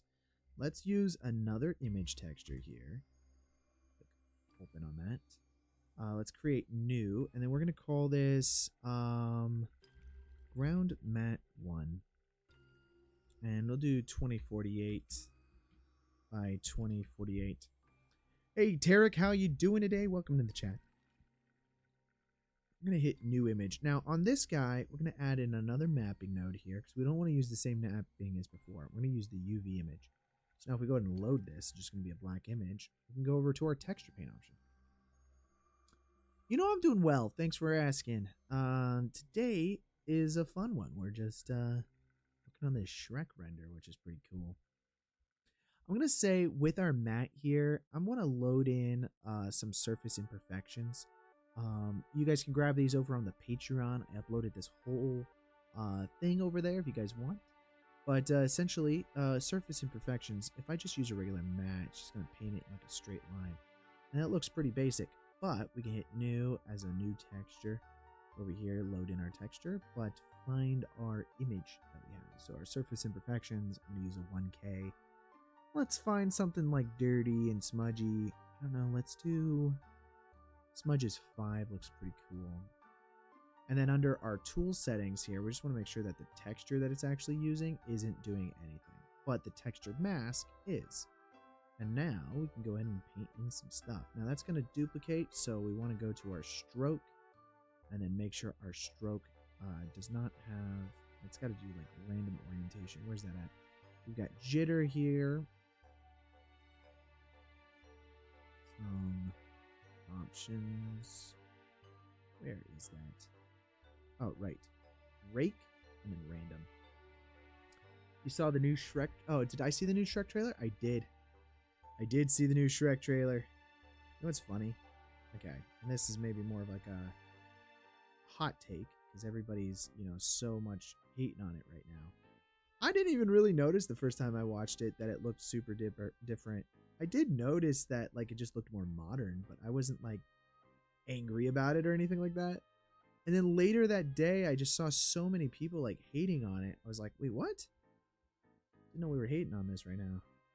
And then I watched it again. I was like, oh yeah, it does look different, but like to say it looked like the Sonic the Hedgehog, that's how bad it was. That's very inaccurate, guys. We were all just wanting to hate at that point, Just painting in some edges here. The idea being is that this is going to be kind of like wet dirt. And yeah, let's do that. Just have some fun with the character of it. I would probably say let's do some of these edges here as well.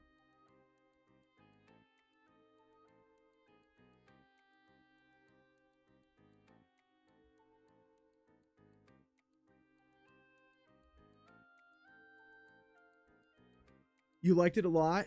Change is good. I'm looking forward to the Minecraft movie too. Yeah, I don't know about the Minecraft movie. Maybe I am wrong about the Shrek one. I don't know. I like for me anyways, I'm just like the Minecraft movie, you know what? It doesn't look bad. I think it could have looked different and better differently. Like, but that's just, kind of like it's an opinion thing. Like in the end of the day, is it like gonna make or break the movie? Probably not. Like, the Sonic the Hedgehog one was decently bad, whereas this is it's not that. It's not the same thing, We're just we live in an outrage culture, guys. All right, this is looking pretty sweet. I'm liking this. Let's man, these surface imperfections make this really easy. Just gonna make sure this is whiter on the edge, so that way it's pretty good transition. Okay, cool. That's good. Let's do that. Wait, it feels like there we go. I think that's pretty nice. So we'll hit image, save this image. Let's go save this over into our assets folder. We got this ground mat going on. Let's go back into our layout options and then save that. And it should load our mat in on our screen over here. We're going to use this mat to basically determine between what is wet and what isn't. You want these movie models? Oh, for the Minecraft one? Yeah, the models look pretty sweet. But if you want these movie models, go over to the Patreon and then hit subscribe. You guys get those when you guys are members of the Patreon. You get all of the live stream models that I create. Okay, great. So now we've got this ground mat here, and we've got our main dirt texture, but we want to have more of like a muddy dirt texture that we're transitioning between. So let's go ahead and find something like that. We want something that's a little bit more like wet nature, coastland, not so much, but let's see. We've got brown mud here. This is another brown mud. I might go for this. Like this guy. A little too dry. I guess that kind of makes sense. Let's go to this one. Let's hit download. Hit save. We're just going to go download this. You will be learning the masking thing right now if you just watch. We got this brown mud texture, okay? So what we're going to do is we're just going to extract this. And then once we have that, we can go ahead and open up our Blender project. Now, we already have a full Principled BSDF texture that we created of the dry dirt. And so we're just going to go ahead and duplicate that downwards over here. The truth is, though, we can delete all of these textures because we're going to be loading in our own textures, okay? Just fill that up. So we got a Principled BSDF as well as the same exact coordinates that we were doing before. And then inside of our textures, let's bring inside the diffuse. We're probably going to not want the displacement, but we are going to want normals. I'm going to move that down there. And then we're going to want our roughness as well. And let's go ahead and line all three of these up just like we had before of our previous dry dirt texture. And then this time we're going to use this new vector plugged into all three of these. The mud can get placed into that base color. The roughness will then go ahead and get placed in there. And then, of course, our normals gets placed into there. Now, let's just go ahead and make sure that this texture looks correct. So we're going to actually just view this diffuse right now, and we'll see how much it's tiling. That's crazy. Too much tiling. All right, so I'm going to use a value node here with a smaller value, like a 0.2. Let's change the scale of this guy. Let's look at a little bit closer, maybe a little bit larger. That's pretty cool. I like that. It is tiling quite a bit still, but we're not really going to see it. I'll show you why.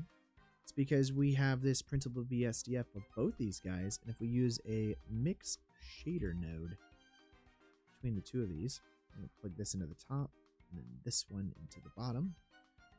Our mat that we created, our ground mat here, we're going to use this to plug this into the FAC of the mix shader. So now if we go ahead and view this, we will get dry dirt in some areas, and then the darker, muddy dirt in the other areas. And that's going to break everything up quite a bit. It's really nice because it's going to blend between the two different dirt options. And we can do this with as many different mats as we want. So like this is just one mat, and that helps break up the ground quite a bit between going into this lake here and then the dried area on top, as well as just like overall on the ground. You can see that it makes it look a lot less like repeated, and it looks more natural and realistic, and that's awesome. You think that Minecraft is difficult to adapt because it's a sandbox game, so everyone has different options of how the Minecraft movie should be done. Personally, not a big on it, but it looks fun. You know, okay, I would say like initially, I think like the characters are cute, like the sheep, the animals, like the mobs and stuff like that. But like the human part doesn't make sense. If they made the whole film like what the sheep look like and like all of those CG characters, then I think I would have been more of a fan of the Minecraft film from the trailer. That's looking pretty good, guys. The ground there going into the swamp. If we want to make it so that maybe the ground dirt is a little bit more visible, you could add in a color ramp here.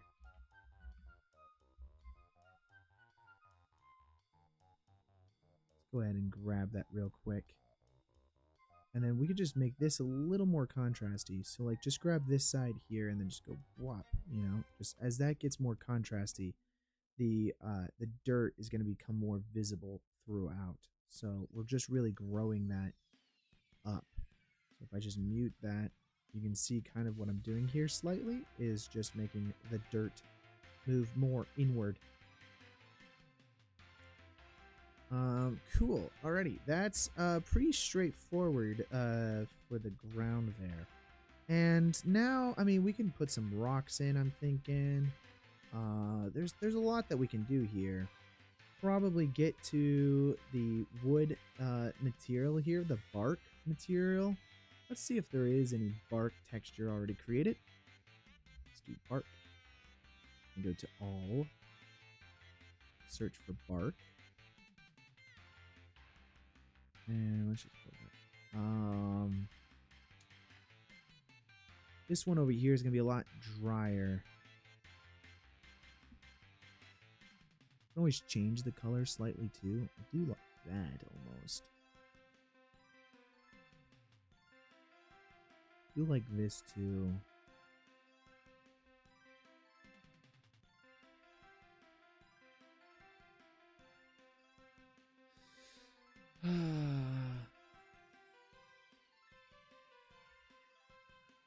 I think this could work, and then we're going to hand paint on some algae. Let's go and download this texture. And we don't have algae. Let's see. We're going to go back to all again. Bark. Bark. There we go. Probably this for the inside, I'm thinking.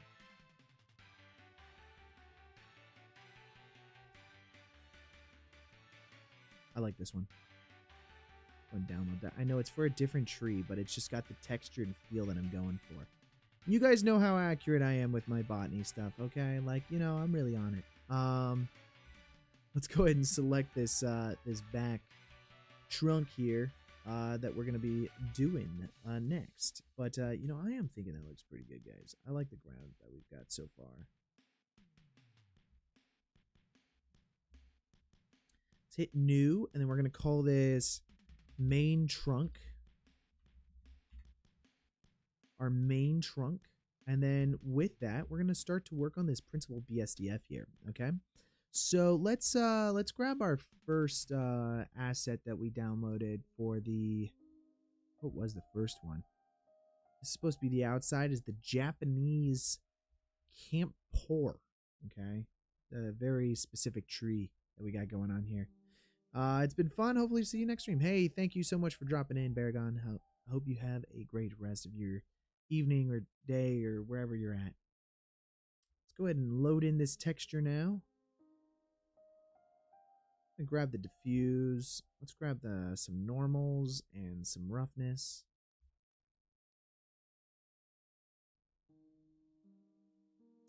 And then let's look at this main diffuse here. So yeah, that's what I was kind of afraid of.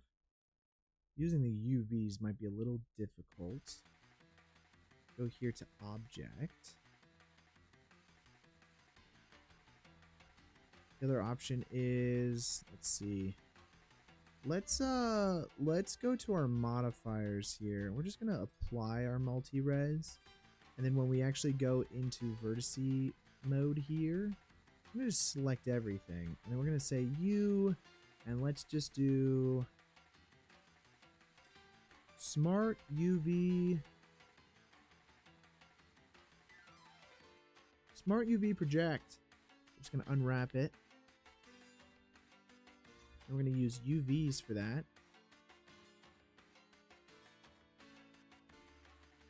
And let's change the value here to a larger value. Plug that into scale. It's pretty close. Let's change the rotation here.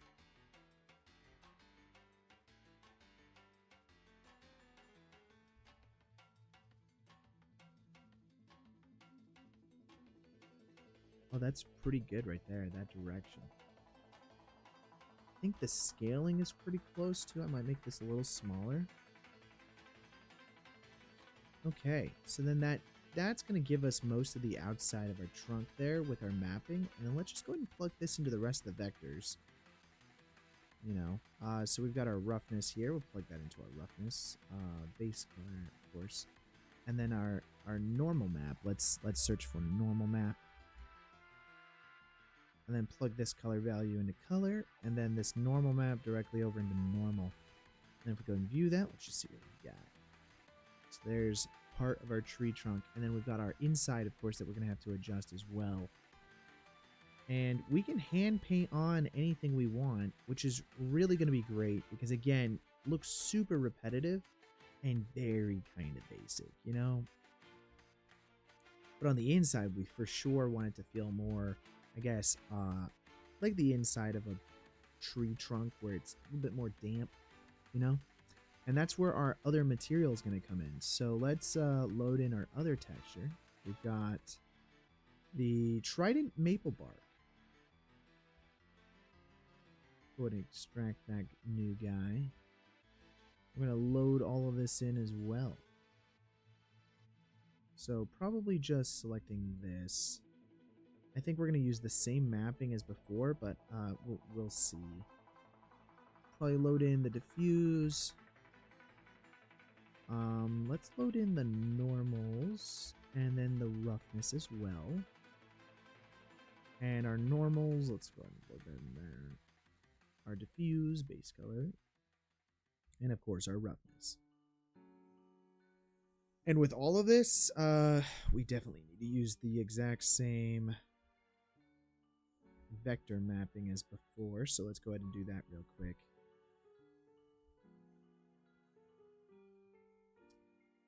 And let's see. what that looks like. Let's go in the correct direction. And I do like how dark everything is over here. And actually, I like the scaling too. That works really well. So now we're going to do the same thing as we did before. We're going to create a new texture image or image texture. And this time it's going to be just a regular UVs, guys. Regular UVs. And let's hit new, and then we're going to call this main trunk and then underscore matte. New image. Let's go and view it. And we're going to do the same thing we did before by going over to texture paint. And this time we're going to be painting on our tree trunk. Okay? Which is right here. Now it's got a lot of vertices, so it's going to be a little bit slower to work with, but we're going to make it happen. Okay, guys? Make it happen. I'm just going to paint on the inside here first.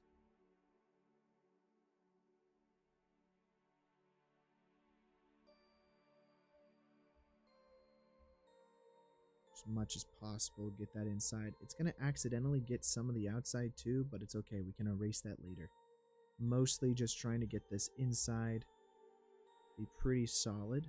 We could remove our texture mask if we wanted to. I'm not going to, because it'll add a tiny bit of variation into our painting, which will be pretty nice. And then obviously we're not going to see this side of the tree trunk, so I'm not going to spend too much time on it. But that is what we got so far, and I'm okay with actually that spill. Okay with the spill. I'm gonna just try to get some more of these edges here. And let's see, we've got maybe some of this down here would be okay. And then of course underneath the tree as much as possible.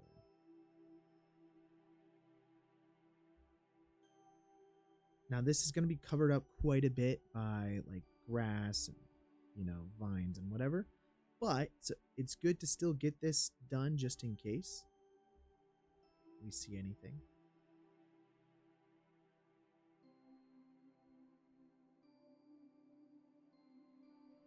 Just continue this over here. Sorry for the lag, guys. Pretty heavy mesh topology to be working with.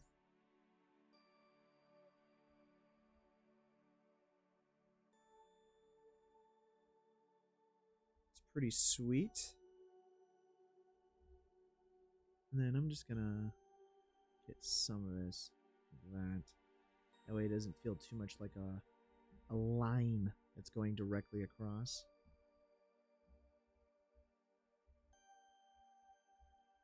Same with like right here. Okay, let's go ahead and save that. I think we're pretty good with that one. Go back over here, hit image. We gotta make sure we hit the save on that image. And let's go back to our layout and see how that loads in. Very nice.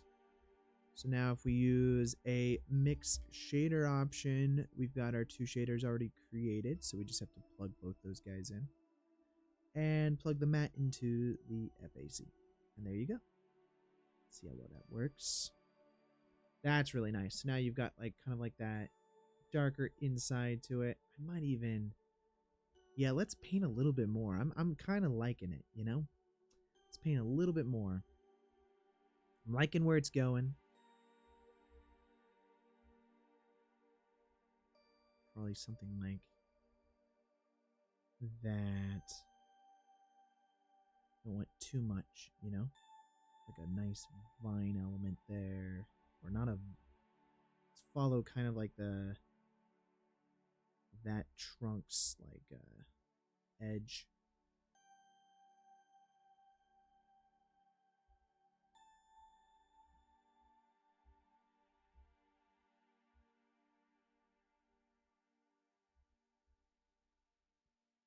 Okay. Get some more of this underneath bit, and then pretty cool. Okay, let's go ahead and hit image save and then go back over to our layout option. And that should update our texture again. That's looking a lot better. You see how that's breaking up the texture quite a bit and just adding a little bit more detail to the whole thing? That's what we're going for. Now we really want to add in some like algae and stuff like that on top of everything. Might even, let's see.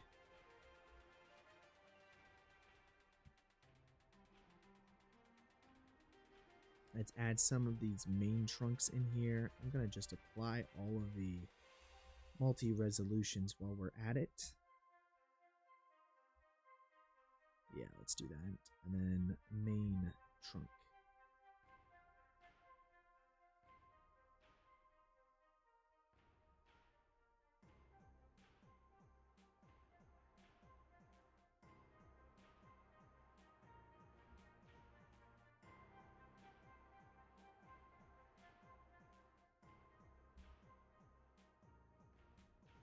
It's all working out really nicely for us. Let's go ahead now, and again, I think we're gonna hide quite a bit of the in-betweens here with some grass.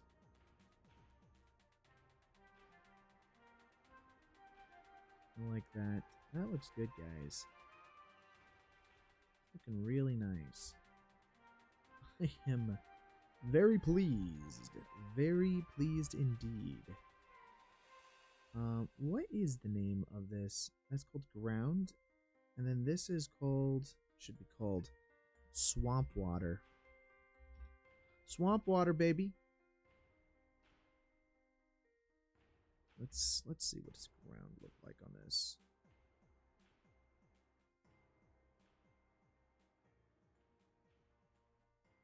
Almost think it should be main trunk. It's hard to tell based off of the image that I have if it's wood or if it's like I don't know.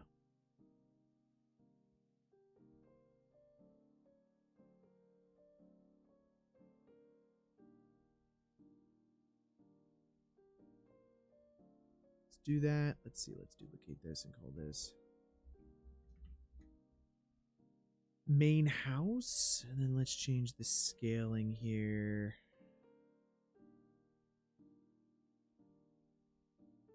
And honestly, instead of this this texture here, let's use for this one an ambient occlusion node. And if we view this ambient occlusion node and then use like a color ramp to make it a little bit more extreme, we can really, we're just trying to get like everything that's under the trunk a little more visible. Then we use this plugged into our FAC instead of the main trunk mat that we did, which we could hand paint a lot of this, but I mean, using an ambient occlusion is going to do the same thing we're really going for here. I'm going to say just invert this. There you go. That's pretty cool. Let's tone it back a little bit.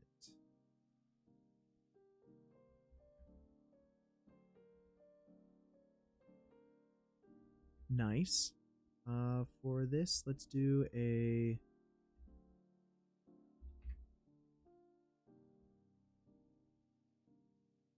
honestly, that's pretty good right there, guys. Now we've got these planks here to do. Let's select this also. I'm going to apply that. And then let's find ourselves our main trunk. We're just going to apply this to these last few things. So that's good. Then again, main trunk for our tree back there. We're getting pretty close, guys. I think we're getting pretty close for today. But we're going to be wrapping it. This is what we've got so far. You know, man, I'm pretty happy with where this is going. yeah, I think next week we'll get back into creating some more wood elements, and we'll finish up kind of like this BG stuff going on here with the vines. But then we've got the wood here as well as the stepping stones, as well as a lot of grass. We got a lot of grass to add in. We've got a texture this sign here, good old danger sign going on. Yeah, there's a decent amount of stuff for us to get going on here, guys. It's just it's a slow work in progress. See our lighting, our interior light here. Probably want to boost this guy a little bit brighter now.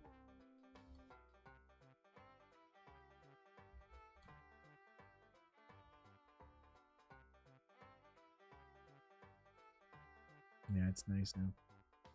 It's a little bit darker in there, so I just need to... I think also we scaled everything up so that the brightness level of the light actually has to be a bit brighter than it was. Because it was... I think we scaled it up by like 4 or whatever in the beginning of this. This guy right here, let's see. I might want to... While we're thinking about this, let's use a Smart UV Project. Unwrap that. That's looking okay. This one is like all screwed up though.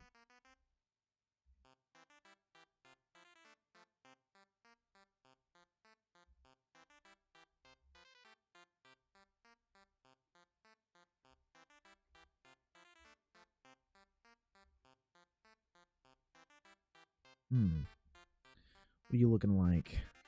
Honestly, that works really well.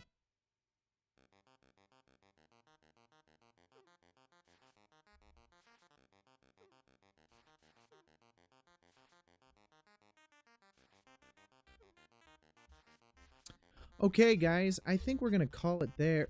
I think we're gonna call it. Wow, I don't know. It was like I went. I want to show you guys this. I got like these transitions now, but I think we're gonna call it there for today.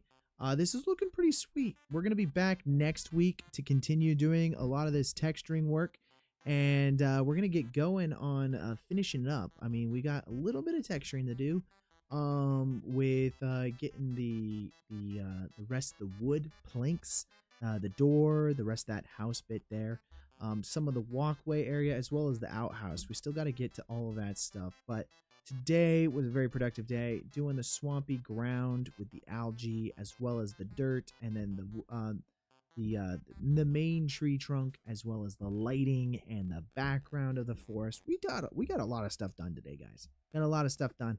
If you guys want these project files, you guys can go grab them. They're over on the Patreon. And I wanted to give a special shout out again to all these wonderful people who did join our Patreon. They get access to all of our project files. And you guys could be one of them with a special shout out inside the live stream. You guys join the link in the description. But thanks, guys, for joining today. Really appreciate it. I'll see you guys next week with a new stream as we get back into it and finish up this shot. I'm really excited. This is a fun one. All right, guys, you guys have a good one. We will chat soon. Peace out. Have a good one.